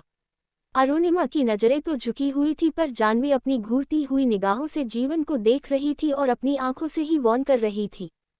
पर जीवन के चेहरे पर एक बेशर्मी वाली मुस्कान थी। जीवन और प्रणाली के जाने के बाद अरुणिमा ने कहा, क्या जरूरत थी उनसे बहस करने की? मैंने तुमसे कहा था ना, इस जीवन से थोड़ा दूर ही रहना, यह मुझे सही इंसान नहीं लगता है। पर जाह्नवी ने कहा, हाँ पता है भाभी, इस इंसान की आंखों में ही दिखता है कि यह कितना घटिया है, लेकिन अगर ऐसी बात है तो फिर प्रणाली इससे शादी क्यों कर रही है और आपने भाई साहब को इस बारे में कुछ बताया क्यों नहीं? अरुणिमा कहती है, मैंने कोशिश की थी बताने की, लेकिन जितना प्यार प्रणाली जीवन से करती है उसके हिसाब से लगता है कि अगर जीवन प्रणाली की आंखों के सामने भी कुछ गलत करेगा ना, तो भी प्रणाली अपनी आंखें बंद कर लेगी। उसकी आंखों में इस समय प्यार की पट्टी बंधी हुई है, इसलिए मैंने इसे प्रणाली की किस्मत मान लिया है। और क्या फायदा है राजा साहब को कुछ बताने का? तुम्हें लगता है अपने भाई बहनों के प्यार के आगे उन्हें किसी और की परवाह है? देखो, मुझे इस घर में काफी समय हो गया है और इसीलिए तुम्हें कह रही हूँ। हम लोग बाहर से आए हैं और यह चारों भाई बहन एक दूसरे के सगे हैं। अगर तुमने इन सबको एक दूसरे के खिलाफ कुछ कहा तो उसमें तुम्हारा ही नुकसान होगा, इसलिए भूल कर भी कभी पृथ्वी के सामने किसी और के बारे कुछ भी गलत मत कहना, क्योंकि ये यकीन नहीं करते हैं। ये कहते हुए अरुणिमा उस दिन में चली गई थी जब उसने आस्तिक को ये समझाने की कोशिश की थी कि उसका और आस्तिक का कोई रिश्ता नहीं है। पर आस्तिक ने उसकी एक नहीं सुनी और उसे बेल्टों से बुरी तरह से मारा था। अरुणिमा को उदास देखकर जाह्नवी कहती है, अरे क्या भाभी, इतनी अच्छी पार्टी चल रही है और आप अपना मूड खराब कर रही है, चलिए एक और प्लेट आइसक्रीम खाते हैं। अरुणिमा दिखाने के लिए तो सबके सामने खुश थी, लेकिन उसका मन एक तरह से उदास था, क्योंकि इस पार्टी में दूर दूर तक के लोगों को बुलाया गया था। अगर कोई नहीं था तो वह था अरुणिमा के परिवार से। जब से अरुणिमा अपनी माँ के घर से आई थी, तब से उसने अपनी माँ से बात करने की कोशिश नहीं की थी और न ही उसकी माँ ने उससे बात करने की कोशिश की थी। आस्तिक ने उन दोनों के एक दूसरे से बात करने के सारे रास्ते बंद करवा दिए थे। अरुणिमा ने सोचा था कि उसकी माँ कुछ दिनों में अरुणिमा के पास आ जाएगी और उसे समझाएगी, लेकिन ऐसा कुछ नहीं हुआ। ना तो उसकी माँ ने कभी फोन किया और न ही मिलने की कोशिश की। धीरे धीरे अरुणिमा ने भी ये तय कर लिया था कि जब तक उसकी माँ सामने से आकर उससे बात नहीं करेगी, तब तक वह अपनी माँ से बात करने की कोशिश भी नहीं करेगी। पर अरुणिमा को क्या पता था कि आस्तिक ने उसके और उसकी माँ के बीच के सारे रास्तों पर दीवारें खड़ी करके रखे हुए हैं। शारदा जी की हालत दिन दिन बिगड़ती जा रही है। एक तरफ तो उन्हें अभय के खूनी का पता करना है, जिस वजह से वह पागल हुई जा रही है, और दूसरी तरफ उनकी बिगड़ती हुई हालत उन्हें कुछ सोचने ही नहीं दे रही है। सगाई का फंक्शन खत्म हो गया है। सभी कुछ बहुत अच्छे से रहा, क्योंकि अरुणिमा ज्यादातर या तो जाह्नवी के साथ रहती या आस्तिक के साथ रहती, इसलिए जीवन को कुछ करने का मौका ही नहीं मिला था। कल हल्दी थी, परसों मेहंदी और संगीत, उसके एक दिन बाद शादी थी। अरुणिमा को बस इस चीज की तसल्ली थी कि कुछ ही दिनों में प्रणाली शादी करके यहाँ से चली जाएगी और उसके सर से एक परेशानी तो कम होगी। अरुणिमा, जाह्नवी घर के कुछ नौकरों के साथ सगाई की सजावट को हटा रही थी। आस्तिक इस समय अपने स्टडी रूम में बैठा हुआ था। तभी वहां पर उसका फोन बजता है। आस्तिक देखता है तो सक्षम की कॉल है। वह फोन उठाते हुए कहता है, अरे सक्षम जी, आप आए नहीं फंक्शन पर, मैंने आपको इनविटेशन भेजा था। सक्षम कहता है, नहीं राजा साहब, मैंने इसीलिए माफी मांगने के लिए ही आपको फोन किया है। वह बात ऐसी है कि मुझे कहीं से मेरी खोई हुई बहन के लिए सुराग मिला था, तो मुझे वहां जाना पड़ गया था, जिस वजह से मैं राजकुमारी प्रणाली की सगाई पर नहीं आ पाया। आस्तिक हैरानी से कहता है, आपकी बहन मिल गई? सक्षम उदास होते हुए कहता है, नहीं, मेरी बहन का अभी तक कुछ पता नहीं चला है। दरअसल मैं जिस जासूस को अपनी बहन को ढूंढने के लिए लगाया था, उसने मुझे बताया था कि वह औरत जो मेरी बहन को लेकर भागी थी, उसके बारे में कुछ पता चला है, तो मैं इसी सिलसिले में दिल्ली आया हुआ था। आस्तिक कहता है, सक्षम जी, अगर आप कहें तो क्या मैं आपकी कुछ मदद कर सकता हूँ?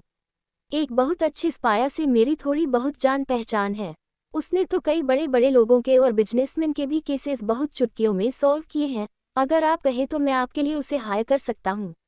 देखना जो केस इतने सालों से नहीं सॉल्व हुआ है उसके पास आते ही चुटकियों में सॉल्व हो जाएगा और अगर सब कुछ सही रहा तो आपकी बहन भी जल्दी मिल जाएगी। सक्षम कहता है, अगर आपको इतना ही भरोसा है उस जासूस पर तो ठीक है, वैसे भी मैं तो कब से ढूंढ ही रहा हूँ, मुझे तो अब तक कुछ मिला नहीं है। अगर कुछ मदद कर सकते हैं तो इससे अच्छी बात और क्या हो सकती है। आस्तिक कहता है, ठीक है तो आपकी इस केस की जितनी भी डिटेल्स है आप उसकी फाइल लेकर कल महल आ जाए, यही बैठकर बात कर लेंगे। सक्षम ओके कहता है और फोन रख देता है। आस्तिक देखता है तो रात के 12 बजे बजने को आए थे। वह स्टडी रूम में अपना सारा काम खत्म करता है और अपने कमरे में चला जाता है। कमरे में पहुंचकर उसकी नज़र अरुणिमा पर जाती है जो बेडशीट सही कर रही थी। आस्तिक धीरे से अरुणिमा के पीछे जाता है और उसे पीछे से बाहों में भर लेता है। अरुणिमा एक पल के लिए चौंक जाती है लेकिन फिर आस्तिक का एहसास पाते ही वह शांत हो जाती है। आस्तिक अरुणिमा को बाहों में लेते हुए कहता है, काम किया है आज, बहुत थक गई होगी ना। अरुणिमा धीरे से कहती है, नहीं ऐसी कोई बात नहीं है, अपने घर का काम करने में थकान कैसी, और फिर इतनी सारे लोग थे मदद करने के लिए और जानवी भी तो थी। आस्तिक मुस्कुराते हुए कहता है, बहुत अच्छी बनने लगी है तुम्हारी और जानवी की।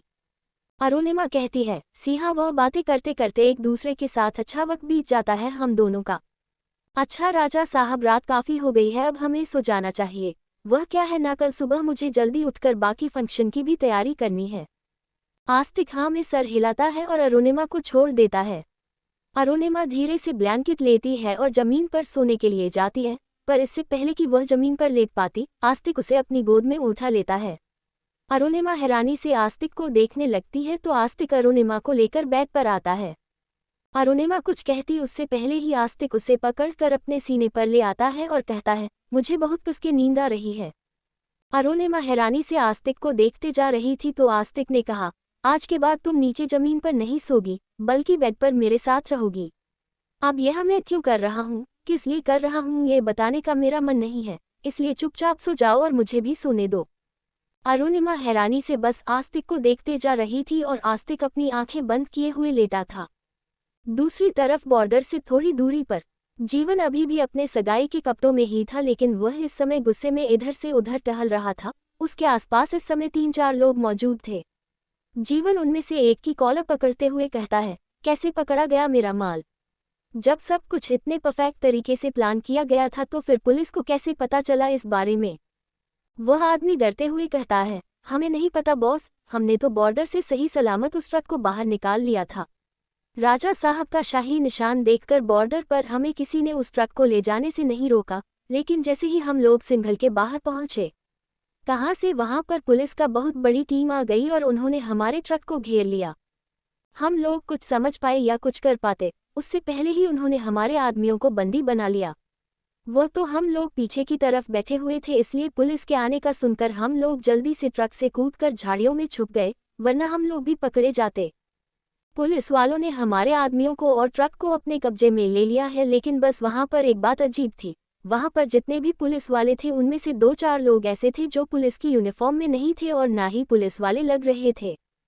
जीवन हैरानी से उनकी बातें सुन रहा था। वो बोला, कौन थे जो पुलिस वाले नहीं थे और फिर भी उसका ट्रक कब्जे में कर लिया था और किसी को इस बारे में पता कैसे चला? जीवन बस यही सोच सोचकर परेशान हो रहा था। जीवन को अच्छी तरह से पता था कि अब यह मामला जरूर आस्तिक तक जाएगा, लेकिन आस्तिक इतना पावरफुल है कि वह अपनी बहन का नाम इस मामले में आने ही नहीं देगा, पर अगर जीवन का नाम इस मामले में आया तो आस्तिक उसे नहीं छोड़ेगा। इसीलिए जीवन ने अपना सबसे बड़ा हथियार प्रणाली को इसके लिए इस्तेमाल करना सही समझा। अब उसका एक ही मकसद था, प्रणाली से जल्द शादी करना। Police headquarter. रजत इस समय अपनी टीम के साथ हेडक्वार्टर के एक रूम में था। रजत अपनी टीम को देखकर कहता है, कंग्रेचुलेशन टीम, आप लोगों ने बहुत अच्छा काम किया है। तभी कोई सामने से कहता है, नहीं सर, हमने तो बस वही किया है जो हमें करने के लिए कहा गया था। एक तरह से देखा जाए तो सारी मेहनत आप ही की है। अगर आप इन सब में इन्वॉल्व ना होते तो हम इतना बड़ा स्कैम कभी पकड़ ही ना पाते। लेकिन रजत आगे कहता है, हमने सिर्फ अभी तक एक स्कैम पड़ा है, अपराधी को नहीं। हमें इस अपराध को जड़ से मिटाना है, वह इंसान जो हमारे देश को अंदर से खोखला कर रहा है। ऐसे इंसान की हमारे देश को कोई जरूरत नहीं है। एक सिपाही सरहद पर 100 बार मार सकता है, सिर्फ और सिर्फ अपने देश के लिए। हम सब ने वर्दी पहनते वक्त यही कसम खाई थी, कि चाहे कुछ भी हो जाए, हमारे लिए हमारा देश सबसे पहले है, और अगर अपने देश की रक्षा के लिए हमें अपनी जान भी देनी पड़े तो हम पीछे नहीं हटेंगे। रजत की मोटिवेशन बातें सुनकर सारे टीम के चेहरे पर एक गर्व से भरी मुस्कान आ जाती है। उनका एक साथी कहता है, लेकिन सर हमने जो माल पड़ा है वह भी कम नहीं है। देखा जाए तो इससे देश के कई युवाओं की जान बची है। ड्रग्स बहुत बड़ी चीज होती है, अगर हमने इसे देश में फैलने से बचाया है तो ये भी तो देश की रक्षा ही है। रजत कहता है, बिल्कुल ऑफिसर, मैंने मना नहीं किया है कि हमने उसे ड्रग्स से भरा हुआ ट्रक पकड़कर देश की रक्षा की है, लेकिन आप लोगों को क्या लगता है ये बस एक ही ट्रक है जो देश में फैलाया जा रहा था? नहीं ऑफिसर, अगर आज हमने एक ट्रक पकड़ा है तो कल को ऐसे 10 और ट्रक निकाल सकते हैं। हमें सिर्फ एक उंगली को ही नहीं बल्कि उस पूरे हाथ को काटना है जो हमारे देश को बर्बाद करने पर तुली हुई है। रजत चिल्लाते हुए कहता है, क्या आप सब लोग तैयार हैं देश के दुश्मनों को जड़ से खत्म करने के लिए? रजत की पूरी टीम एक साथ कहती है, यस सर। रजत अपनी टीम के साथ फिर से काम पर लग जाता है और अपने लैपटॉप में महल की सीसीटीवी फुटेज देखने लगता है। महल में रजत ने कैमरे तब लगवाए थे जब वह वहां पर व्हाइट लिली के फ्लावर देने के लिए गया था जो अरुणिमा ने मंगवाए थे। उसने चुपके से महल के कुछ हिस्सों में सीसीटीवी कैमरा लगा दिया ताकि वहां की हर एक खबर उसे मिलती रहे, लेकिन उसे इस बात का भी ध्यान रखना था कि इन सब में अरुणिमा का नाम कहीं न आए, क्योंकि आस्तिक का व्यवहार अरुणिमा के लिए कैसा था यह शायद रजत जान चुका था। रजत ने ड्रग्स के ट्रक तो पकड़ लिया था, लेकिन अब उसे अपराधी तक पहुंचना था जो पूरे देश में ड्रग्स सप्लाई करने का काम कर रहा था, और इसके लिए उसे इंतजार करना था। महल कीर्ति का कैमरा। कीर्ति अपने बेड पर पड़े हुए हल्दी और मेहंदी के कपड़ों को समेट कर अलमारी में रख रही थी, क्योंकि थोड़ी ही देर में हल्दी का फंक्शन शुरू होने वाला था और उससे पहले तैयार होना था। अपनी बहन की शादी में कीर्ति बहुत खुश थी, यहाँ तक कि उसने तो ये भी डिसाइड कर लिया था कि वह हल्दी और मेहंदी पर कौन से सॉन्ग पर डांस करेगी। अपनी अलमारी खोलती है और अपने कपड़े को अलमारी में संभाल कर रखना ही वाली होती है कि उसकी अलमारी से कुछ नीचे गिर जाता है। कीर्ति झुककर जब उसे उठाती है तो देखती है कि उसके हाथों में एक तस्वीर है, और इस तस्वीर को देखकर कीर्ति के चेहरे पर मुस्कान आ जाती है। कीर्ति के हाथों में इस समय सक्षम की तस्वीर थी। कीर्ति मुस्कुराते हुए सक्षम की तस्वीर देखती है और कहती है, वैसे तो मैं आपसे ज्यादा नहीं मिला हूँ, लेकिन कुछ मुलाकात में ही आप मुझे अच्छे लगने लगे हैं। मुझे पता है कि हम दोनों के बीच उम्र का एक फैसला है, पर प्यार में उम्र थोड़ी ना देखी जाती है, और अगर देखी जाती तो अरुणिमा आज भाई के साथ नहीं होती। उन दोनों की एज में भी तो कितना डिफरेंट है। सक्षम जी, जिस तरीके से मैं आपको पसंद करती हूँ, क्या आप भी मुझे पसंद करेंगे? वैसे तो मुझे पता है कि आपका और भाई का बिजनेस का रिश्ता है, और प्रणाली दी के साथ तो बिजनेस के नाम पर आपकी जो बहस होती रहती है वह काफ़ी एंटरटेनिंग है, लेकिन जब भी आप भाई से मिलने के लिए या फिर दी से मिलने के लिए आते हैं तभी मेरा आपसे मिलना एक इत्तेफाक है, या फिर यह ऊपर वाले का कोई सिग्नल है। बस बहुत हो गया, आपको दूर से देखकर बहुत दिनों तक आपसे प्यार कर लिया। अब बारी है आमने सामने बात करने की। मुझे उम्मीद है कि आप प्रणाली दी के शादी के फंक्शन में जरूर आएंगे, और तब मैं आपको अपने दिल की बात बताऊंगी। एक बार दी की शादी हो जाए उसके बाद मैं भाई से हमारे लिए बात करूंगी। मुझे पता है कि आपके दिल में भी मेरे लिए कोई ना कोई फीलिंग जरूर होगी। देखा है मैंने, जब भी हम प्रणाली दी के ऑफिस में मिलते थे तो आपकी और मेरी पसंद कितनी मिलती जुलती थी। कीर्ति सक्षम की तस्वीर से बात कर ही रही थी कि तभी दरवाजा खुलने की आवाज आती है। कीर्ति जल्दी से सक्षम की तस्वीर को कपड़ों के बीच में छुपा देती है। दरवाजा खुलता है और जानवी अंदर आते हुए कहती है, कीर्ति तुम्हारी हल्दी का लहंगा कहाँ है? जानवी की बात सुनकर कीर्ति डर जाती है, क्योंकि उसने सक्षम की तस्वीर को अपनी हल्दी के लहंगे में ही छुपाया हुआ था। वह डरते हुए कहती है, भाभी आपको मेरी हल्दी का लहंगा क्यों चाहिए? जानवी कहती है, अरे तुम ही नहीं तो कहा था कि उसमें से गोटा लेस निकल गया है, लाओ मैं लगा देता हूँ। थोड़ी देर में हल्दी का फंक्शन शुरू होने वाला है। कीर्ति घबराते हुए कहती है, नहीं भाभी, आपको लेस लगाने की जरूरत नहीं है, वह मैंने लगा लिया है। जानवी हैरान रह जाती है और कहती है, सच में तुमने लगा लिया है? कीर्ति हाँ में सर हिलाती है। तो जानवी कहती है, ठीक है, अगर तुम्हारा लहंगा तैयार है तो फिर तैयार हो जाओ। करती कहती है, हाँ मैं बस तैयार होने ही जा रही थी। अरुणिमा और जानवी मिलकर हल्दी का सारा अरेंजमेंट करते हैं। जब से प्रणाली की शादी की तैयारी शुरू हुई थी, अरुणिमा को सांस लेने तक की भी फुर्सत नहीं थी। वह तो शुक्र है कि जानवी उसके साथ थी, वरना वह इतनी सारी चीज अकेले कैसे मैनेज कर पाते हैं। प्रणाली हल्दी के लिए तैयार होती है और नीचे गार्डन में आती है। उसने येलो कलर का लहंगा पहना हुआ था और फ्लावर ज्वेलरी पहन रखी थी। सबसे पहले ताई ने आकर प्रणाली को हल्दी लगाई और उसके बाद सबने प्रणाली को हल्दी लगाई। सबकी लगाने के बाद ताई कहती है, अरुणिमा जानवी तुम भी आगे प्रणाली को हल्दी लगा दो। लेकिन उन दोनों का नाम सुनते ही प्रणाली के चेहरे पर गुस्सा आ जाता है। पर वहां पर इतने सारे लोग थे, इतने सारे मेहमान थे कि प्रणाली उनके सामने कुछ बोल ही नहीं पा रही थी। अरुणिमा धीरे से आती है और हल्दी अपने हाथ में लेते हुए धीरे से प्रणाली के हाथों पर लगा देती है। पर जानवी यह मौका कहाँ छोड़ने वाली थी। उसने तो अपनी मुट्ठी में हल्दी भरकर प्रणाली के पूरे गालों पर पोत दिया। प्रणाली गुस्से में जानवी को देखने लगी तो वहां पर सब लोग हंसते हुए कहते हैं, अरे छोटी बहू, तुमने तो सच में दुल्हन को पूरा हल्दी से ही नहला दिया है। जानवी भी अपनी तीखी निगाहों से प्रणाली को देखते हैं और उन लोगों को हंसते हुए जवाब देती है, अरे भाई, हल्दी के फंक्शन में अगर ठीक से हल्दी न लगाई जाए तो फिर मजा कहाँ आता है।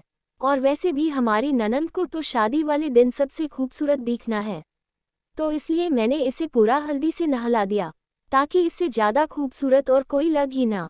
सब लड़कियां हंसते हुए कहती हैं, अरे वह ननद भाभी में तो लगता है खूब अच्छी बनती है, कितना अच्छा हंसी मजाक करती है दोनों एक साथ। जानवी के चेहरे पर एक तिरछी मुस्कान थी, लेकिन प्रणाली अपने चेहरे पर जबरदस्ती मुस्कुराते हुए जानवी को देख रही थी। हल्दी का फंक्शन खत्म होता है। प्रणाली को अब नहाना था। वह अपने शरीर से हल्दी झाड़ते हुए महल की तरफ जा रही थी, तभी वह किसी से टकरा जाती है।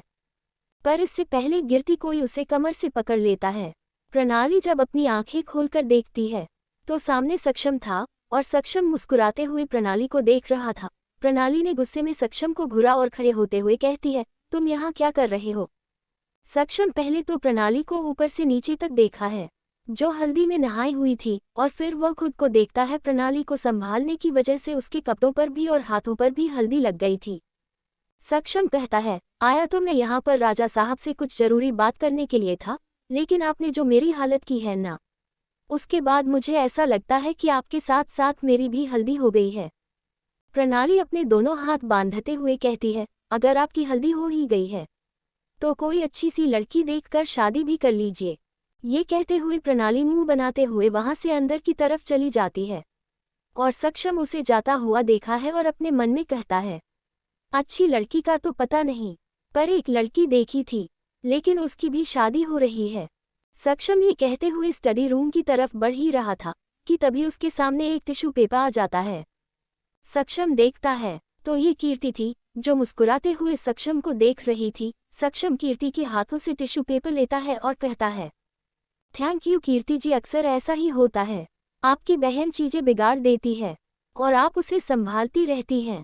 कीर्ति मुस्कुराते हुए शर्मा भी रही थी। उसने सक्षम से कहा, आपके कपड़े गंदे हो गए हैं, आप ऐसे कपड़ों में भाई के सामने कैसे जाएंगे। सक्षम मुस्कुराते हुए कहता है, कोई बात नहीं, जहाँ तक मैं राजा साहब को जाना है, उन्हें इन सब चीजों से फर्क नहीं पड़ता है। आप जाए फंक्शन एंजॉय कीजिए, मैं राजा साहब से बात करके आता हूँ। ये कहते हुए सक्षम वहां से चला जाता है और कीर्ति बस उसे मुस्कुराते हुए जाते हुए ही देखते रह जाती है। अब उसका मन फंक्शन में कहाँ लगने वाला था, वह तो चुप चुप कर सक्षम को देखने की ही बहाने ढूंढ रही थी। सक्षम स्टडी रूम में जाता है, जहां पर आस्तिक पहले से ही बैठा हुआ था, लेकिन वह घर के कपड़ों में था क्योंकि आज घर में फंक्शन था, इसलिए उसने व्हाइट शर्ट और ब्लैक पैंट पहनी हुई थी।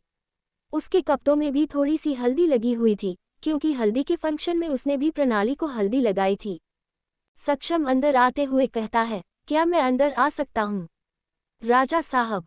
आस्तिक सक्षम को देखकर कहता है, अरे सक्षम, मैं आप ही का इंतजार कर रहा था, आप बाहर क्यों खड़े हैं, अंदर आइए ना। आस्तिक सक्षम के कपड़ों को देखते हुए कहता है, आपके कपड़ों में हल्दी कैसे लग गई।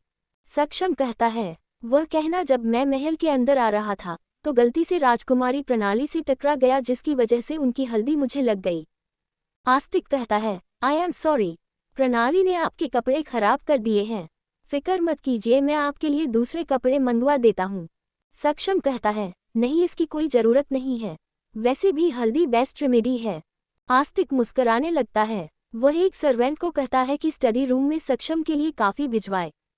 आस्तिक और सक्षम बैठकर उस जासूस से वीडियो कॉल पर सक्षम के बहन की डिटेल्स के बारे में बात कर रहे थे। सारी डिटेल शेयर होने के बाद सक्षम कहता है, उम्मीद करते हैं राजा साहब इस बार मैं निराश नहीं होगा। बहुत समय से मैं अपनी बहन को ढूंढ रहा हूँ, बस अब तो यही मांगता हूँ ऊपर वाले से कि मुझे मेरी बहन जल्द से जल्द मिल जाए। आस्तिक कहता है, फिक्र मत कीजिए, इस बार अपने निराश नहीं होंगी। तभी आस्तिक का फोन बजता है। आस्तिक अपना फोन उठाता है और सक्षम से कहता है, मेरी इंपॉर्टेंट कॉल है, मैं उसे अटेंड करके आता हूँ, आप तब तक बैठिए, काफी आती ही होगी। सक्षम हाँ में सर हिलता है। आस्तिक बालकनी की तरफ चला जाता है और अपना कॉल अटेंड करने लगता है। स्टडी रूम का दरवाजा खुलता है और जानवी अपने हाथों में कॉफी की ट्रे लेकर आती है। पर जानवी ने अब तक सक्षम को नहीं देखा था। वह अपना चेहरा नीचे करते हुए आती है और कॉफी की ट्रे को टेबल पर रखते हुए कहती है, भैया आपकी कॉफी। जानवी के ऐसा कहने पर सक्षम अचानक से चौंक जाता है और जानवी को देखने लगता है। जानवी जब देखती है कि यह आस्तिक नहीं है तो वह भी घबरा जाती है और इधर उधर देखने लगती है। जानवी के मुंह से भैया सुनकर सक्षम को बहुत अच्छा लगा था। वह मुस्कुराते हुए जानवी को देखकर कहता है, राजा साहब फोन पर बात कर रहे हैं। जानवी एक नज़र बालकनी की तरफ देखती है जहां पर सच में आस्तिक फोन पर बात करता है। जानवी धीरे से कॉफी का कप उठाती है और सक्षम की तरफ करते हुए कहती है, आपकी कॉफी। सक्षम जानवी के हाथों से कॉफी लेता है, लेकिन जब दोनों ने कॉफी का कप पड़ा हुआ था तब दोनों को ही कुछ अलग सा एहसास हुआ था। तभी आस्तिक अंदर आता है और जानवी को देखते हुए कहता है, जानवी। आस्तिक के बुलाने पर सक्षम और जानवी दोनों उसकी तरफ देखने लगते हैं। आस्तिक अपनी कुर्सी पर बैठते हुए कहता है, अरुणिमा को कहो कि कबोर्ड में एक ब्लू रंग की फाइल है, वह स्टडी रूम में पहुंचा दे। जानवी हाँ में सर हिलती है और फिर एक नज़र सक्षम को देखकर स्टडी रूम से चली जाती है। सक्षम हैरानी से कहता है, राजा साहब ये कौन थी? आस्तिक कॉफी पीते हुए कहता है, ये पृथ्वी की वाइफ है। आस्तिक अंदर आता है और जानवी को देखते हुए कहता है, जानवी। आस्तिक के बुलाने पर सक्षम और जानवी दोनों उसकी तरफ देखने लगते हैं। आस्तिक अपनी कुर्सी पर बैठते हुए कहता है, अरुणिमा को कहो कि कबोर्ड में एक ब्लू रंग की फाइल है, वह स्टडी रूम में पहुंचा दे। जानवी हाँ में सर हिलती है और फिर एक नज़र सक्षम को देखकर स्टडी रूम से चली जाती है। सक्षम हैरानी से कहता है, राजा साहब ये कौन थी? आस्तिक कॉफी पीते हुए कहता है, ये पृथ्वी की वाइफ है। अब आगे, रात में प्रणाली की मेहंदी थी। उसकी मेहंदी का फंक्शन करवाने के बाद सब अपने अपने कमरे में चले गए, लेकिन आस्तिक जब कमरे में पहुंचता है तो उसे बाथरूम कुछ आवाज आ रही थी। वो बाथरूम में जाकर देखा है तो पता है कि अरुणिमा सिंह के पास खड़े होकर उल्टियां कर रही है। आस्तिक हैरानी से अरुणिमा के पास जाता है और कहता है, क्या हुआ तुम्हें, इतनी उल्टियां कैसे आ रही है? अरुणिमा अपना चेहरा साफ करते हुए आस्तिक को देखते हैं और कहती है, राजा साहब हमें मेहंदी की स्मेल से उल्टी आ जाती है। हमें शुरू से ही ये आदत है, मेहंदी की स्मेल हमें बर्दाश्त नहीं होती है। आस्तिक देखता है तो अरुणिमा के सीधे हाथ पैर मेहंदी लगी हुई थी। वो अरुणिमा का हाथ उठाता है और कहता है, अगर तुम्हें मेहंदी इतनी ही नापसंद है तो फिर तुमने लगवाई क्यों है? अरुणिमा कहती है, कैसे नहीं लगवाती, नीचे सारी औरतें बैठी हुई है और सबने जिद करके कहा कि मेहनत की शादी में बड़ी भाभी के हाथ में तो मेहंदी होनी चाहिए ना, इसीलिए हमने लगवा लिया। पर सच कह तो हमसे वहां बैठा भी नहीं जा रहा था, बहुत अजीब सा लग रहा था। एक पल के लिए तो ऐसा लगा जैसे कि मैं वहीं पर उल्टी कर दूंगी। मुश्किल से खुद को संभाल था, लेकिन जब कमरे में आई तो और बर्दाश्त नहीं कर सकी, इसीलिए उल्टी कर दी। आस्तिक ना में सिर हिलता है और जल्दी से टैब ऑन करके अरुणिमा का हाथ उसके नीचे रखकर उसके हाथों की सारी मेहंदी धो रहा था। अरुणिमा ये देखकर हैरान हो जाती है और कहती है, राजा साहब क्या कर रहे हैं आप? अभी अभी तो मैंने मेहंदी लगाई है, अगर इसका रंग नहीं चढ़ा तो लोग क्या कहेंगे? आस्तिक हैरानी से अरुणिमा को देखकर कहता है, क्या कहेंगे लोग? कुछ भी नहीं कहेंगे, एक मेहंदी तो है। अरुणिमा कहती है, नहीं राजा साहब, मेहंदी का रंग चढ़ाना बहुत जरूरी होता है। मेहंदी का रंग नहीं चढ़ेगा तो लोग ये समझेंगे कि आप मुझसे प्यार नहीं करते हैं। आस्तिक की आंखें हैरानी से बड़ी हो जाती है और वो अरुणिमा को देखने लगता है। अब जाकर अरुणिमा को एहसास हुआ था कि उसने क्या कह दिया है। वो धीरे से अपना चेहरा झुकती है और कहती है, नहीं, हमारा कहने का वो मतलब नहीं था। ये सुनकर आस्तिक अरुणिमा के करीब आता है और उसके चेहरे को देखते हुए कहता है, तो क्या मतलब था तुम्हारे कहने का? अरुणिमा कुछ बोल ही नहीं पा रही थी, बल्कि अपना चेहरा झुकाए यूं ही खड़ी थी। तो आस्तिक अरुणिमा के बालों को उसके कान के पीछे करते हुए कहता है, मुझे नहीं पता लोग केमिकल वाले मेहंदी के रंग से किसी के प्यार को कैसे नापते हैं, पर अगर मेरे प्यार को साबित करना है तो इस टेम्पररी रंग से क्यों कुछ परमानेंट करते हैं ना, ताकि लोग जब भी तुम्हें देखें तभी उन्हें ये एहसास हो कि कितना प्यार है हमारे बीच। ये सुनकर अरुणिमा हैरानी से आस्तिक को देखते रह गई। उसे तो समझ ही नहीं आ रहा था कि आस्तिक क्या बोल रहा है और किस बारे में बोल रहा है। अगले दिन सुबह, आज प्रणाली की शादी थी। सब लोग अपने अपने काम में लगे हुए थे। सुबह से ही महल में अलग ही चहल पहल थी, क्योंकि आज सिंगल की बड़ी राजकुमारी की शादी है, तो ये भी कोई छोटा मोटा कार्यक्रम नहीं है। इसीलिए आस्तिक गरीबों में कपड़े और खाने का सामान बांट रहा था। पृथ्वी उसकी मदद कर रहा था। वही हाल में अरुणिमा और जानवी दान में देने वाले सामान को एक एक करके सही सी टोकरी में रख रही थी। कुछ सेवक आते और टोकरियों के उठकर बाहर लेकर जाते, जहां पर आस्तिक और पृथ्वी सामान बांट रहे थे। जानवी देखती है कि अरुणिमा जब से नीचे आई है तब से ही उसके चेहरे पर दर्द बिखरा हुआ है और वो अपने एक हाथ से ही सामान टोकरी में डाल रही है। तो जानवी पूछता है, क्या हुआ भाभी, कोई तकलीफ है क्या? अरुणिमा जबरदस्ती मुस्कुराते हुए ना में सिर हिलती है और कहती है, नहीं, कुछ भी नहीं है। तो जानवी कहती है, ऐसे कैसे कुछ भी नहीं है, जरूर कोई बात है। अब तक तो आप शादी की सारी तैयारी बहुत ही जोर शोरों से कर रही थी, लेकिन आज जब सच में शादी है तो आपके चेहरे पर एक अजीब सी घबराहट देखने को मिल रही है। क्या बात है, बताएं ना। अरुणिमा कहती है, कोई बात नहीं है। जानवी भी वो इतना सारा काम आ गया अचानक से, तो थोड़ी सी थकान महसूस हो रही थी। जानवी कहती है, अरे अगर ऐसी बात है तो आप जाकर आराम कर लीजिए ना, बाकी का काम मैं कर लूंगी।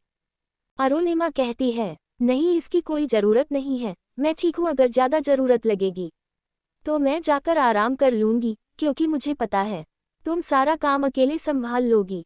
तभी एक नौकर सामान की टोकरी उठा रहा था, पर वो टोकरी अचानक से उसके हाथ से छूट गई और इससे पहले कि वो नीचे गिरती, अरुणिमा ने उस टोकरी को दोनों हाथों से संभालते हुए कहा, अरे संभल कर। नौकर उस टोकरी को संभालता है और वहां से चला जाता है, लेकिन जानवी हैरानी से अरुणिमा का दूसरा हाथ पकड़कर उसे आगे कर लेती है। वो आंखें खड़े हुए अरुणिमा को देखकर कहती है, ये क्या है भाभी? अरुणिमा जल्दी से अपना हाथ पीछे खींचती है और अपनी साड़ी के आंचल में छुपाते हुए कहती है, कुछ भी नहीं है। लेकिन जानवी दोबारा अरुणिमा का हाथ खींचकर बाहर लाती है और कहती है, ऐसे कैसे कुछ भी नहीं है, और ये क्या करवाया है आपने? जानवी हैरानी अरुणिमा को देखते हुए कहती है, भाभी अपने भैया के नाम का टैटू करवाया है। जानवी देखती है कि अरुणिमा के हाथ में आस्तिक के नाम का टैटू है और वो पूरी जगह बुरी तरीके से लाल हो रखी है, इतना कि अरुणिमा को अपनी चूड़ियां तक उतारती पड़ी थी। वो टैटू जहां हो रखा था वहां पर से खून भी निकाला था, क्योंकि अब वो खून काला हो चुका था। जानवी ये देखकर हैरान हो जाती है। तभी अरुणिमा जल्दी से अपना हाथ पीछे लेते हुए कहती है, वो बस यूं ही कल रात मन किया कि क्यों ना आपके भाई साहब का नाम अपने हाथ पर लिखवा लूं, तो क्या हुआ अगर मैं उनका नाम अपने हाथ पर लिखवा लिया तो? जानवी घूरकर अरुणिमा को देखते हैं और कहती है, नहीं भाभी, मुझे कोई परेशानी नहीं है अगर आपने भैया का नाम अपने हाथ पर लिखवाया है तो। लेकिन आप ये देखिए ना, आपने कितनी नाजुक जगह पर ही नाम लिखवाया है, अगर कुछ ज्यादा हो जाता तो आपकी नस कट सकती थी। अरुणिमा कहती है, ऐसा कुछ हुआ तो नहीं है ना। अच्छा, तुम एक काम करो, यहाँ का सारा काम देख लो, हम देखते हैं कि पंडित जी कहाँ तक पहुँचे हैं। अरुणिमा वहाँ से उठती है और सीधे कमरे की तरफ चली जाती है और जानवी हैरानी से उसे जाता हुआ देखते ही रह जाती है। बाहर लॉन में आस्तिक और पृथ्वी लोगों को सामान बांट रहे थे, लेकिन आस्तिक बार बार अपने सीने पर हाथ रखकर मार रहा था। ये देखकर पृथ्वी कहता है, क्या हुआ भाई? आस्तिक ने कहा, नहीं, कुछ भी नहीं। एक काम कर, तू ये सामान बाकी लोगों में बांट, मैं 2 मिनट में आता हूँ। आस्तिक सीधे कमरे में आता है और आने के साथ ही अपनी शर्ट उतार देता है। वो शीशे के सामने जाकर खड़ा हो जाता है और अपने सीने पर लिखे हुए अरुणिमा के नाम के टैटू को छूने लगता है। उसका सीन भी लाल हो गया था। आस्तिक अपने सीने पर लिखा अरुणिमा के नाम को देख ही रहा था कि तभी बाथरूम का दरवाजा खुलता है और अरुणिमा बाहर आती है। वो आस्तिक को देखकर झेप जाती है। आस्तिक मुस्कुराते हुए अरुणिमा के पास आता है और उसके करीब आकर खड़ा हो जाता है। वो धीरे से अरुणिमा का हाथ अपने हाथों में लेता है और उसे देखते हुए कहता है, बहुत खूबसूरत लग रहा है, मेरा नाम तुम्हारे हाथों पर। इस मेहंदी के आगे तो दुनिया की हर मेहंदी का रंग फीका है। अरुणिमा अपनी नजरें नीचे झुका लेती है। आस्तिक अरुणिमा के हाथ को उठाकर अपने सीने पर रखता है। अचानक से अरुणिमा अपनी आंखें बंद कर लेती है, क्योंकि उसे आस्तिक की धड़कनें महसूस हो रही थी। वही कीर्ति के कमरे में। कीर्ति आज बहुत सुंदर दिखने वाली थी, क्योंकि उसे पता था आज शाम को शादी में सक्षम जरूर आएगा। पिछली बार जब सक्षम आस्तिक से मिलने आया था तो आस्तिक ने उसे स्पेशली शादी में आने के लिए इनवाइट किया था और सक्षम ने भी हाँ कहा था। प्रणाली को तैयार करने के लिए बाहर से ब्यूटिशियन बुलाए गए थे। प्रणाली का लहंगा उसने खुद डिजाइन किया था और अपनी शादी में सुंदर दिखने के लिए प्रणाली ने एक से बढ़कर एक ट्रीटमेंट करवाए थे। जैसे जैसे शाम हो रही थी वैसे वैसे प्रणाली का मेकअप शुरू हो रहा था और प्रणाली आज सच में बहुत खूबसूरत लग भी रही थी। भले ही इसका स्वभाव जैसा भी हो, लेकिन सूरत से वो है बहुत खूबसूरत थी। प्रणाली के कमरे में ब्यूटिशियन उसे तैयार कर रही थी और एक कमरे में घर की बाकी की लेडीज तैयार हो रही थी। अरुणिमा ने अपने टैटू वाले हाथ पर सबसे पहले पट्टी बांधी और उसके बाद भर भर कर चूड़ियां पहन ली, ताकि उसके टैटू का दर्द किसी को नजर ना आए। जानवी ने भी लहंगा पहना हुआ था और वो भी बहुत खूबसूरत लग रही थी, लेकिन इस वक्त जानवी बाकी औरतों के साथ मौजूद नहीं थी, क्योंकि पृथ्वी उसे कमरे से निकलने ही नहीं दे रहा था। पृथ्वी जानवी को लेकर एक तरफ खड़ा था। जानवी गुस्से में पृथ्वी को देखकर कहती है, पृथ्वी क्या कर रहे हैं आप? बाहर बारात आने का समय हो गया है और इस वक्त आपको रोमांस सूझ रहा है। लेकिन पृथ्वी जानवी को मुस्कुराते हुए बाहों में लेकर खड़ा था और कहता है, अब मैं क्या करूं? मेरी बीवी लगी ही इतनी खूबसूरत रही है कि मेरा खुद पर कोई कंट्रोल ही नहीं है। जानवी, मैं क्या कह रहा हूँ? अरुणिमा और बाकी सारे लोग काम संभाल लेंगे ना? तुम मेरे साथ कमरे में ही रहो ना? जानवी घूरकर पृथ्वी को देखते हैं और उसके शोल्डर पर मरते हुए कहती है, शर्म कर लो, बहन की शादी है और तुम ये बोल रही हो? तुम्हारा क्या है? तुम तो कमरे में चादर ओढ़कर सो जाओगी, बाहर तो सबका सामना मुझे करना पड़ेगा ना? तुम्हें पता है कमरे से निकलूंगी तो सब मुझे घूर घूर कर देखेंगे, सोचेंगे क्या कर रही थी कमरे में। तो पृथ्वी हंसते हुए कहता है, क्या कर रही थी? बता देना सबको, अपने पति के साथ रोमांस कर रही थी। जानवी गुस्से में पृथ्वी को देखने लगती है और फिर कुछ सोचते हुए कहती है, वैसे एक बात है जो मुझे पूछनी है। पृथ्वी कहता है, हाँ तो पूछो ना, क्या बात है? जानवी कहती है, मैं जब से इस घर में आई हूँ भैया और भाभी को देख रही हूँ, मुझे ऐसा क्यों लगता है कि वो दोनों बाकी कपल्स की तरह नहीं है। मुझे उन दोनों की हरकतें बाकियों से अलग नजर आती है। जानवी की ये कहते ही पृथ्वी के हाथ ढीले पड़ जाते हैं और वो जानवी को देखकर कहता है, देखो जानवी, मैंने तुमसे कभी कहा नहीं, लेकिन आज कहता हूँ, प्लीज भाई और अरुणिमा के बीच में कभी मत बोलना और ना कभी आना, क्योंकि एक बार मैं ये गलती कर चुका हूँ और उसकी सजा अरुणिमा को मिली थी। मैं नहीं चाहता कि हमारी वजह से अरुणिमा को फिर से किसी मुसीबत का सामना करना पड़े, इसीलिए कह रहा हूँ तुम्हारी अरुणिमा के साथ अच्छी बन रही है। ये अच्छी बात है कि तुम उनके साथ कंफर्टेबल हो और उनके बारे में इतना सोचती भी हो, लेकिन फिर भी तुम अरुणिमा और भाई के बीच में कभी मत बोलना। इनफैक्ट कभी कुछ ऐसा हो जो तुम्हारी आंखों के सामने हो रहा होगा, जो गलत हो रहा होगा और अरुणिमा के लिए सही नहीं होगा, फिर भी तुम बीच में मत बोलना। जानवी हैरानी से कहती है, क्या मतलब है तुम्हारा? शाम तक महल शादी की सारी तैयारियां हो गई थी।